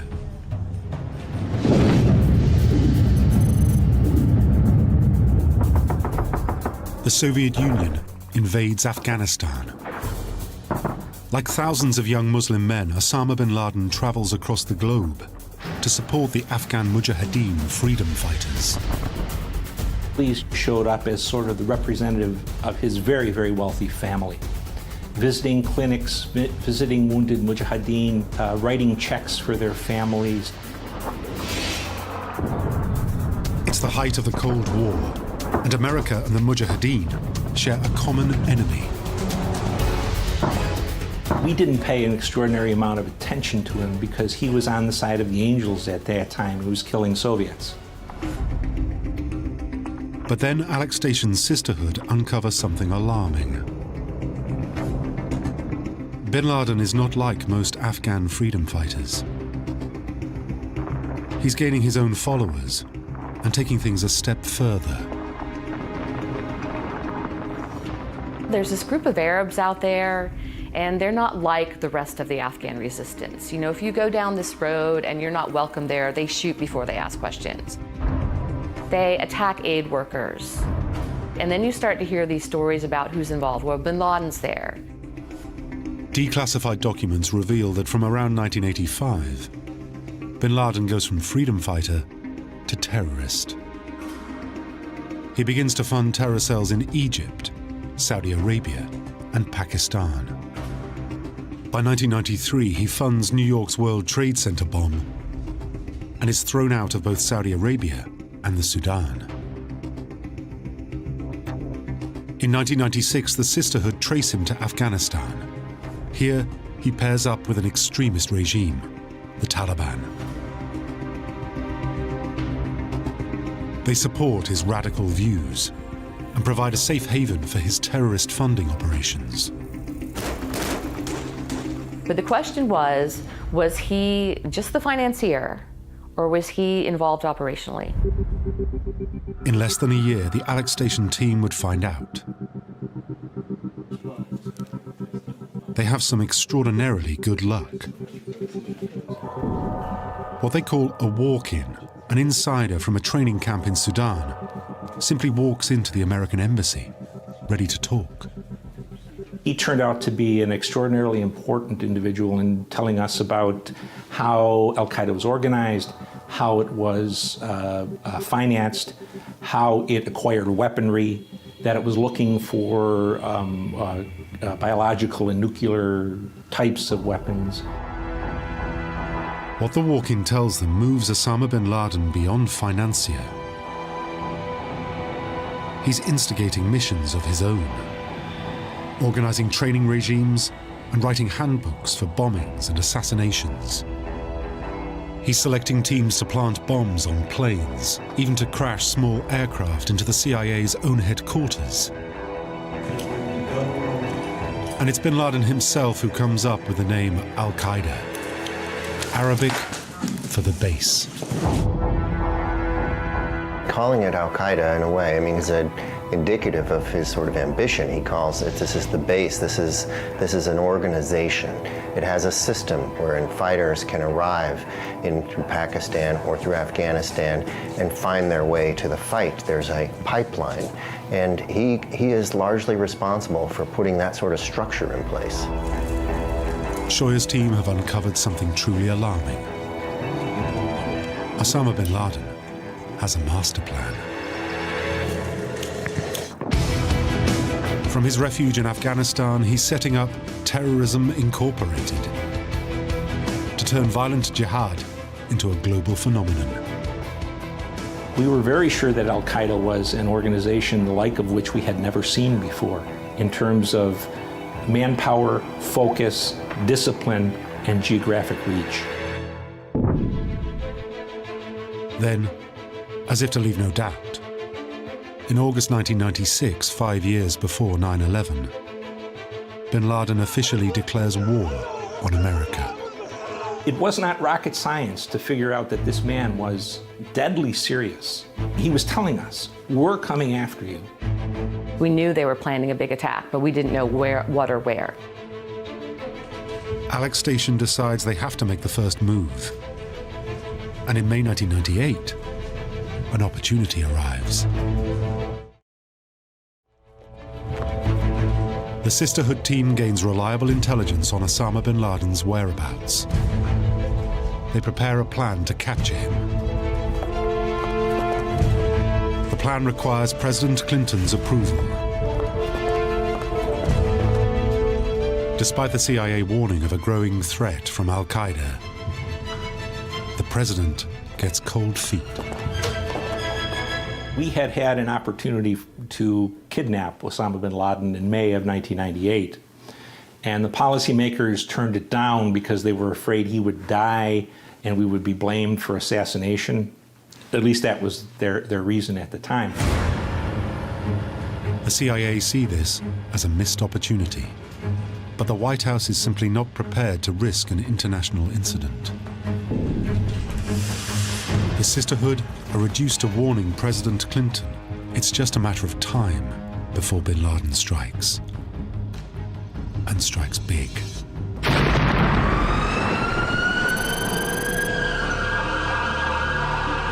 Suicide bombers drive a 2,000-pound truck bomb into the American embassy. 212 people are dead. Around 4,000 wounded are trapped within the rubble.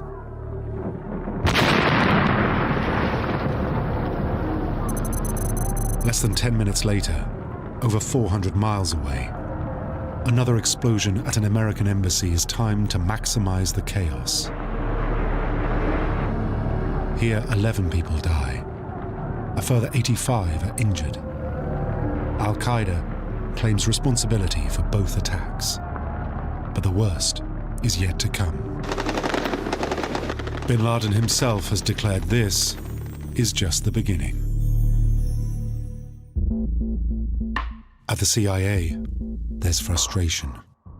I remember the week before the bombings in '98, I had written something just internal talking about what I thought was Al-Qaeda's ability to do multiple simultaneous attacks, just as a way of giving some sense of what kind of threat we might be facing. And I got this, response back. You can't say that. There's no way you can say that. You don't have any evidence for that. Of course, I had tons of evidence for it. It's just that the people who were the establishment, so to speak, they didn't look at that evidence. We knew we were 10 years behind on following this issue. I mean, we could feel it, and we were playing catch up all the time.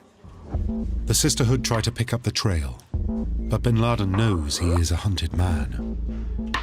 After the Africa bombings, everything goes quiet. Bin Laden simply disappears. After the bombings of the embassies, they became much more security conscious.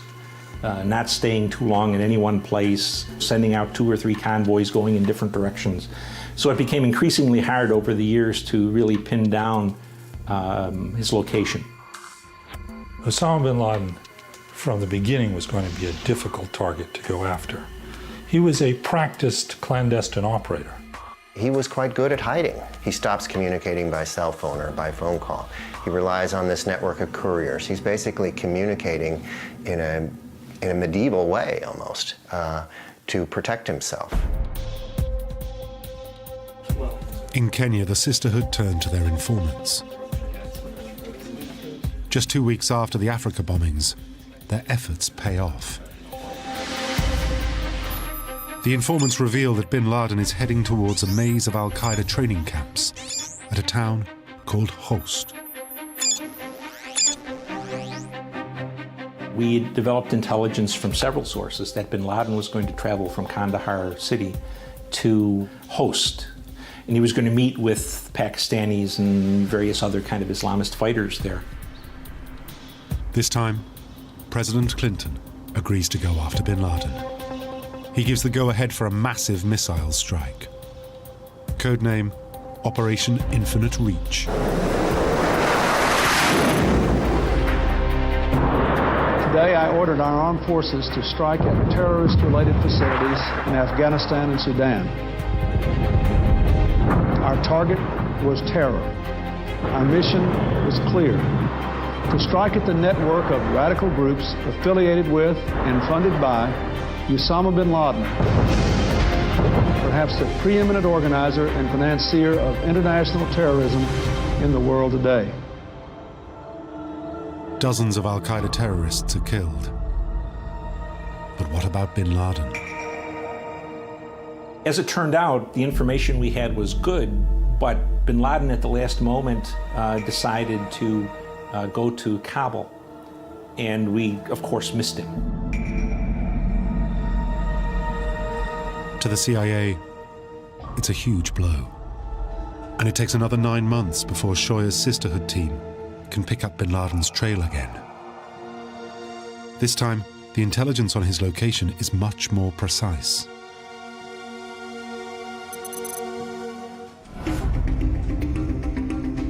The Sisterhood learn the exact dates Bin Laden is staying at a home in Kandahar, in southern Afghanistan. They're confident this time he won't escape a hit. A mission request is put to the president. 3rd week of May in 1999, for example, for 5 consecutive nights we knew what building he was staying in Kandahar, and yet they chose not to shoot. President Clinton pulls the operation. The Kandahar home is next to a mosque. Innocent worshippers may be injured. Clinton is not prepared to risk international condemnation. An internal CIA email sent by Mike Shoya states he is sure they'll regret not acting. The common sense part was a little bit offended, I think, in that we had a man who declared war on us in 1996, wasn't sure that we heard him, did it again in February of 1998, and we still had a government that was really paying no attention. The CIA continues to place mission plans in front of the president. Between May of 98 and May of 99, we had 10 opportunities. 2 opportunities to capture him and 8 different opportunities to use the U.S. military, either through missiles or fixed-wing aircraft to kill him. But we had 10 opportunities. Each time, White House advisors assess them as simply too risky to act upon, but the Alec Station team aren't about to give up. Using surveillance drones and voice recognition software, the Sisterhood track Bin Laden down once more. He's at a notorious training camp near Kandahar in Afghanistan. The camp offers training in constructing bombs and in assassination techniques. Jihadis are being prepared to serve as suicide bombers. Some sent around the world to enroll in commercial flight training. Something big is being planned.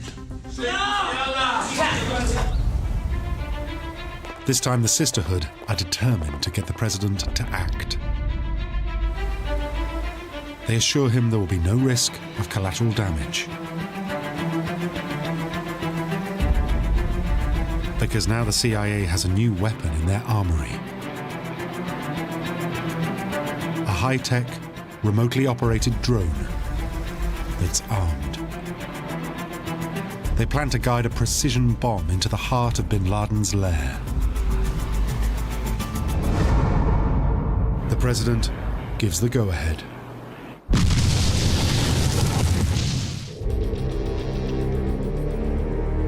But it's winter.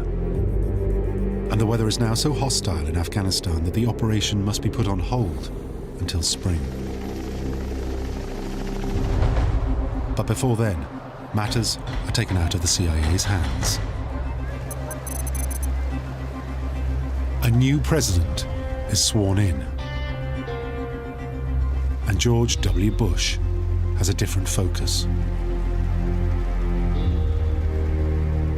Mr. Bush, and to some extent all of the presidents since Mr. Reagan, were brought up in the Cold War era. They always come into office with a worldview and they're going to accomplish certain things. And then you hit them with something that they had no idea about. And really not many people had an idea about it. And they've somehow got to integrate that into their presidency. That is not easy at all. It takes at least 10 years to get people to come around to understanding that you have a new problem. They had a very hard time thinking that a 6'4" skinny Saudi who wore a turban and ate goat in the desert could be a threat to the United States. When they were lining up threats to consider, they thought about China and Russia and Iran and narcotics, not this goofy Saudi. And we were crippled to some extent by our view of terrorism at that time. Despite multiple warnings from multiple security agencies requesting action, none are able to pinpoint an immediate or specific threat. Without this information, the Bush administration feels it can't justify taking Bin Laden out. It refuses to reauthorize the CIA's proposed drone strike. In the spring of 2001, Bin Laden, now in his 6th year of hiding, once again slips through Alec Station's grasp.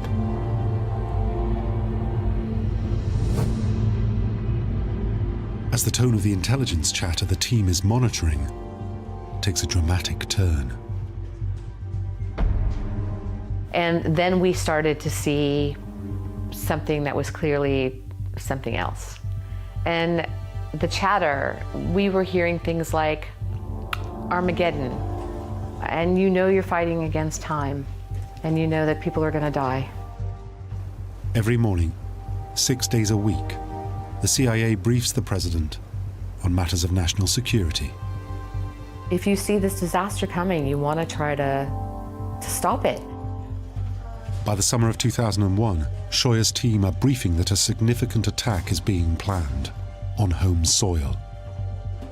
But they can't be more specific than that. So at the time, they really just wanted to know who's going to blow me up when, and can we stop it in time, right? And unfortunately, that's the thing that you almost can never do. You had the Alec Station, this Bin Laden unit, working away, at trying to find Bin Laden. But it was also regarded by many inside the agency as this odd collection of fanatics who were so preoccupied with an individual who didn't deserve that much attention. I think there was a lot of skepticism at the time over whether that effort was really worth it, and whether their view of his significance was out of whack, was imbalanced. It was the best of times, it was the worst of times. You know, it was the best in that you're working with an equally dedicated group of people who are doggedly determined, and you really have to have that bulldog mentality. You're gonna shake it until you get the answers, right? But it was also the worst in that, you know, you're trying to explain to people a new emerging issue that completely violates all of their mindsets. Somehow, they have to convince the president to act. The CIA director requests a non-scheduled meeting with the president. Instead, he gets National Security Advisor Condoleezza Rice. He advises her to go on a war footing immediately. A month later, security analysts meet with the president at his vacation home in Texas. The now declassified president's daily brief reveals the CIA think bin Laden's supporters may already be in the US, plotting an attack. Without a precise who, where, or when, President Bush feels there's no target he can strike. Senior national security advisors meet for a briefing.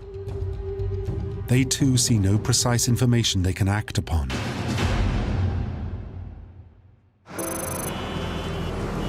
It's a Tuesday morning in New York.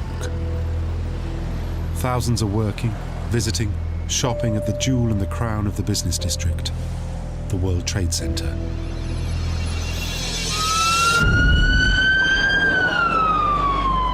Hijacked American Airlines Flight 11 strikes between the 93rd and 99th floors of World Trade Center Tower 1. The damage destroys all means of escape above the impact zone. 1,344 people are trapped. All will die. It's 17 minutes after the first impact.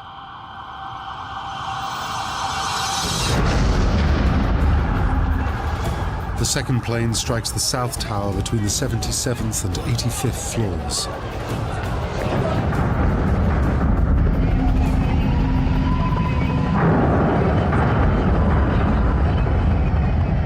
Two more planes are hijacked. One hits the Pentagon. The other crashes before it reaches its Washington target. In under an hour, nearly 3,000 people are dead. It's the worst terrorist atrocity in US history, and the kind of tragedy the CIA have been warning of since the manhunt began.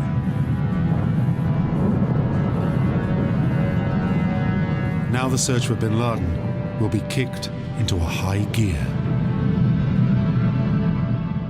But, you know, at that time, most of us really didn't know what Al-Qaeda was. If you had asked us, you know, who runs Al-Qaeda, what is Al-Qaeda, where is Al-Qaeda, we would have been hard-pressed to answer all of those questions on that day. It changed dramatically, you know, so quickly for us.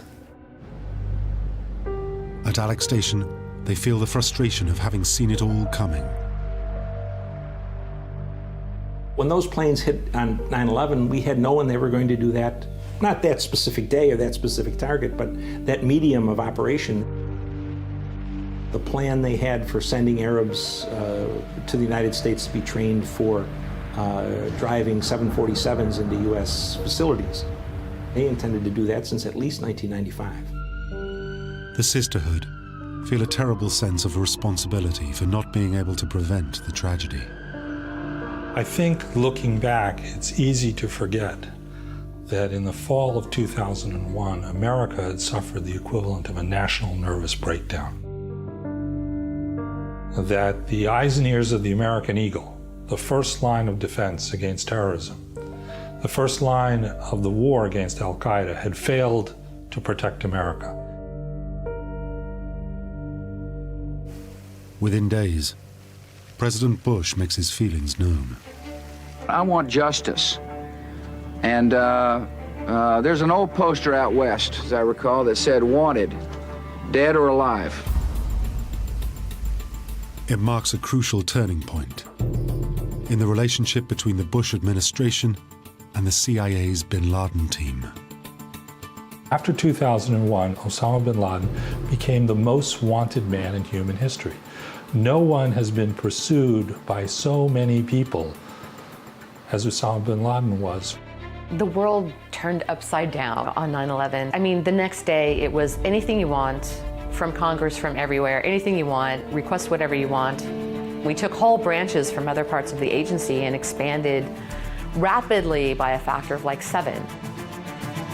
And very quickly, the CIA develops a plan. The war on terror roars into life.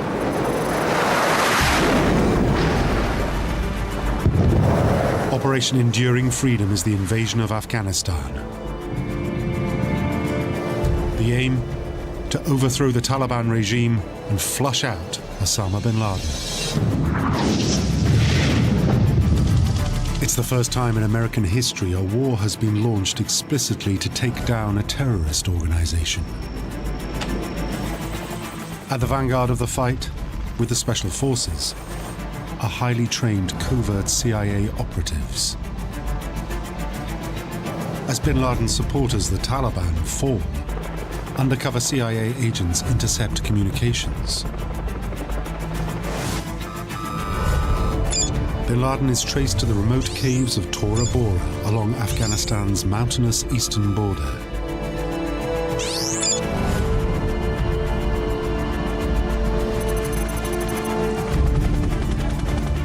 US Special Forces and a crack team of CIA Special Operations paramilitaries have bin Laden cornered.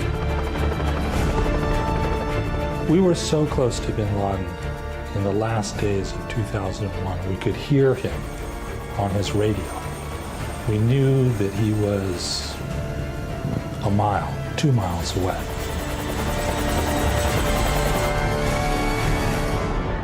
But the US military takes a strategic decision. An act of diplomacy. They allow their Afghan allies to take the lead in capturing bin Laden and hand over responsibility to 2 local commanders. It's a move the CIA's Alec Station warns against. We did the traces on the names of the Afghan commanders for our people who were in the field. And we found out that both of them had fought alongside of Osama bin Laden against the Soviets. So what we did was say simply to the military, here's the guys you picked, here's their records, here's their associations, they're not going to do what you want. The CIA is proved right. The Afghan commanders allow Osama bin Laden to disappear across the lawless border with Pakistan. We didn't know whether this man was in Pakistan or Pennsylvania. He was gone, missing in action. I don't think the CIA or the military had any idea that how difficult it would be to apprehend this guy. With bin Laden on the run, the White House begins to shift priorities. Resources are diverted to the war looming in Iraq and away from the hunt for bin Laden.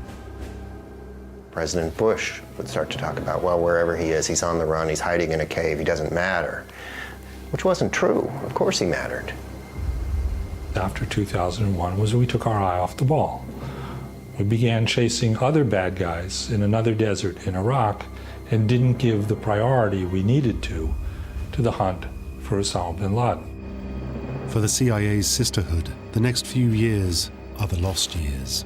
Bin Laden is now so skilled in tradecraft that there are few good leads. He even taunts the CIA, releasing video recordings from mystery locations. With little new progress, in late 2005, the CIA closes down Alec Station altogether. There were a lot of knives out for it organizationally.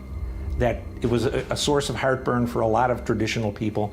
And frankly, it offended a lot of the old boys that so many women were involved. One of the chiefs of the Counterterrorism Center called them the Manson family because he thought they were too obsessed and too dedicated. There was a large degree of animosity directed at some of those women simply because they were women. There is now only minor support for the pursuit of America's most wanted. But a change of administration will bring greater resources and a renewed focus in the hunt for Osama bin Laden.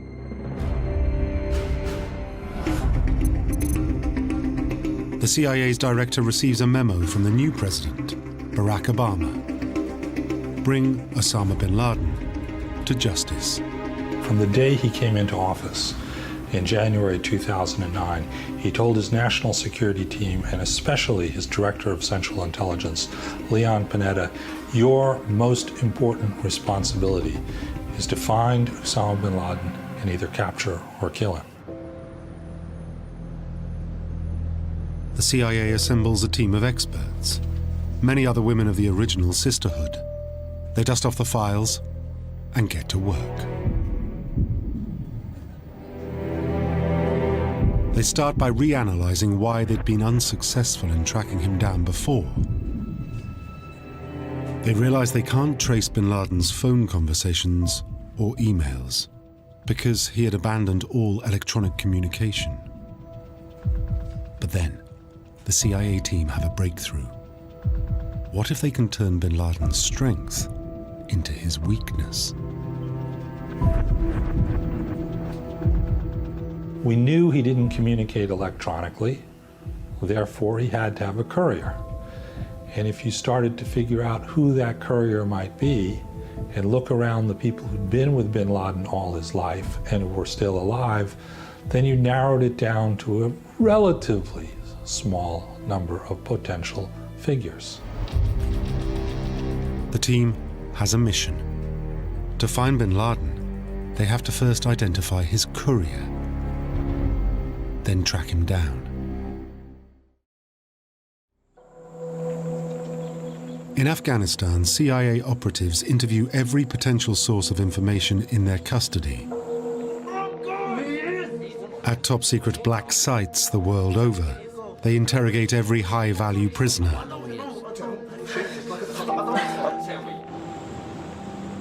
And in Camp Delta at the Guantanamo Bay Naval Base in Cuba, every inmate with a link to bin Laden is questioned. Nobody can or will reveal the courier's name. But then the analysts begin to notice a pattern. Many high-level prisoners are at pains to downplay the significance of one name in particular. A man they refer to as Abu Ahmed al-Kuwaiti. The CIA begins to think the prisoners are downplaying this man for a reason. Perhaps al-Kuwaiti is highly significant after all.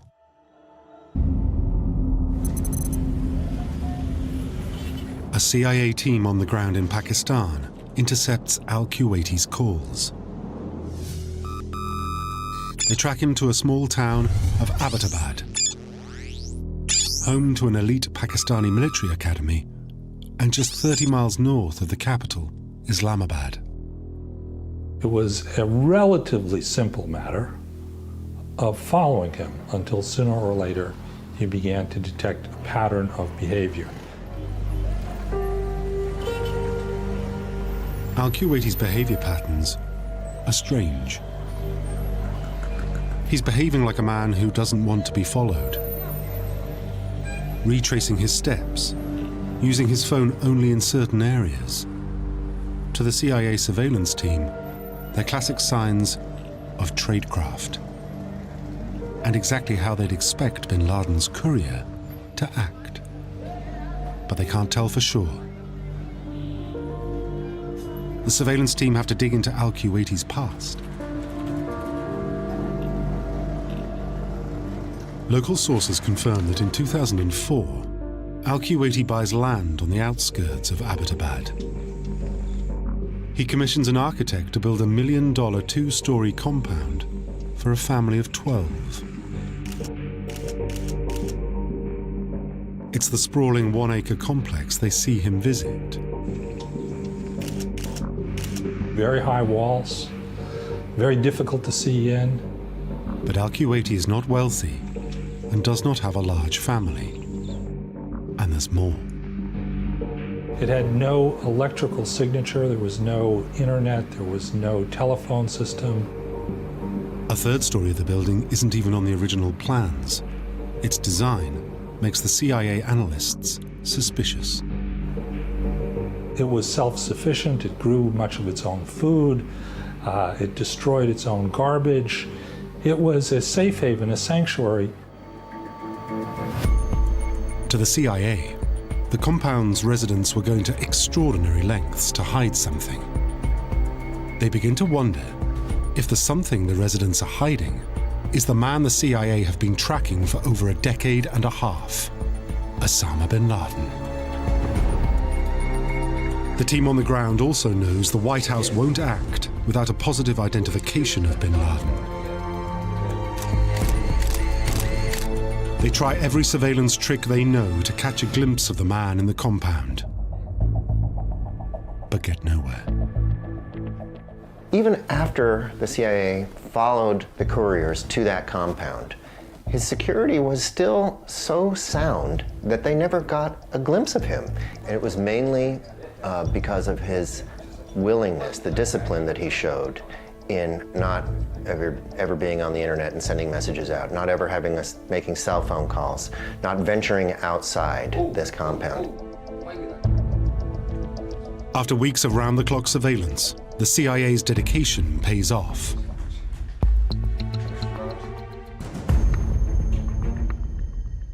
A tall man is spotted walking in the walled kitchen garden. Bin Laden is 6'4". The man doesn't stay outside for long and is careful to shelter under a tarpaulin. It's as if he knows not to expose himself to spy satellites or drones. They called him the pacer at the CIA because they only saw this sort of tall, shadowy figure pacing behind this wall. Despite the mounting circumstantial evidence, the CIA cannot positively identify the mystery man. Even so, they decide to take their findings to President Obama. There was significant uncertainty in the CIA and in the White House over whether they were going to find him there. And the degree of uncertainty depended on who you asked. You know, they sort of went around the table in these national security meetings, and senior officials would put different numbers on it. It would range anywhere from 50% to 90%. Nobody thought that the odds were 100%.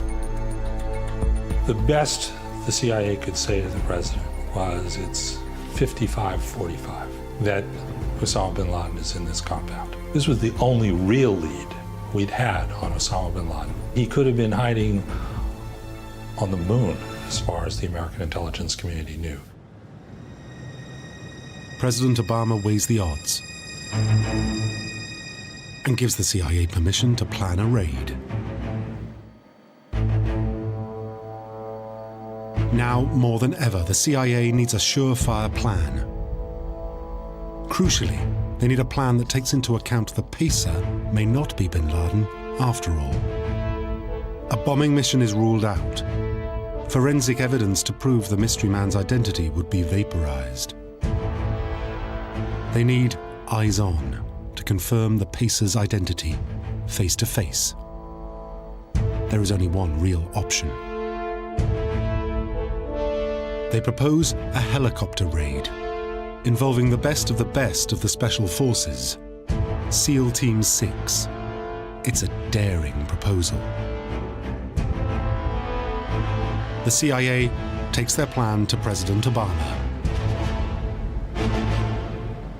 What he was presented with was an opportunity to do what Mr. Clinton should have done 10 times, what Mr. Bush had a chance to do once. these CIA officials could argue, well, this may be the best chance we have. Do you remember these other chances that we had that we passed on before the September 11 attacks? Do you want to be the president who passes on this chance? And that's a pretty compelling argument. President Obama gives the go-ahead. 15 years after the manhunt began, a date for the raid to capture or kill Osama bin Laden is set. May the 1st, 2011. Codename, Operation Neptune Spear.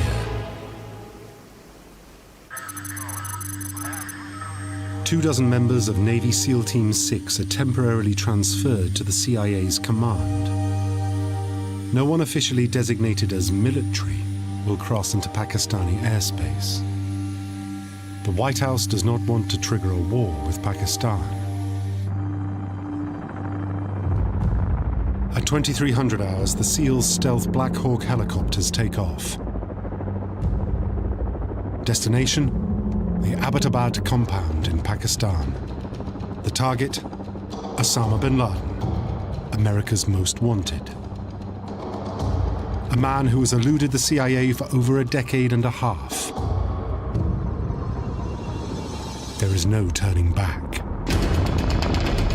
Navy SEAL Team 6 are about to touch down in the compound. It's 0 dark 30, a military term for 30 minutes past midnight. Just as they're preparing to fast rope down to the compound, one of the pilots hits serious trouble and loses lift. To save his crew and the mission, the pilot pulls off a daring emergency landing.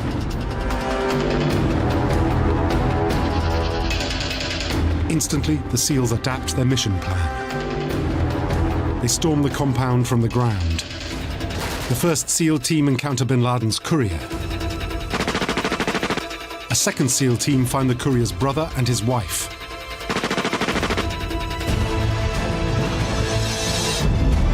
Inside, a man identified as Osama bin Laden's son is also killed. On the 3rd floor of the main building, the SEALs encounter the man the CIA call the Pacer.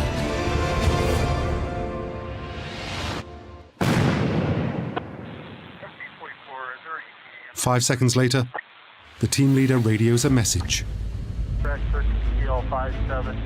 Geronimo, the code word for Bin Laden. EKIA, enemy killed in action. Osama bin Laden is dead.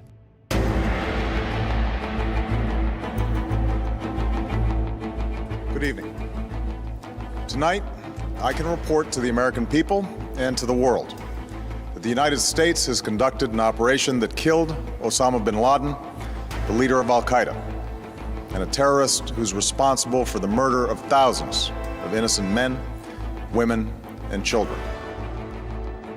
From touchdown to mission completion, the 38 minutes in the Abbottabad compound draws to a close the most extensive and expensive manhunt in history.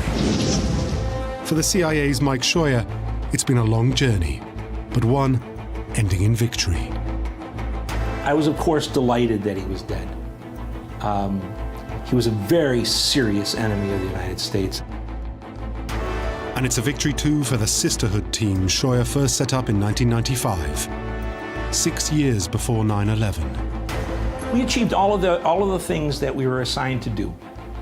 Not to my credit, but to the credit of the officers that worked for me, because they were truly extraordinary at what they do. The determination of the CIA analysts' painstaking scrutiny of 15 years of intelligence gathering finally pays off to bring Osama bin Laden to justice.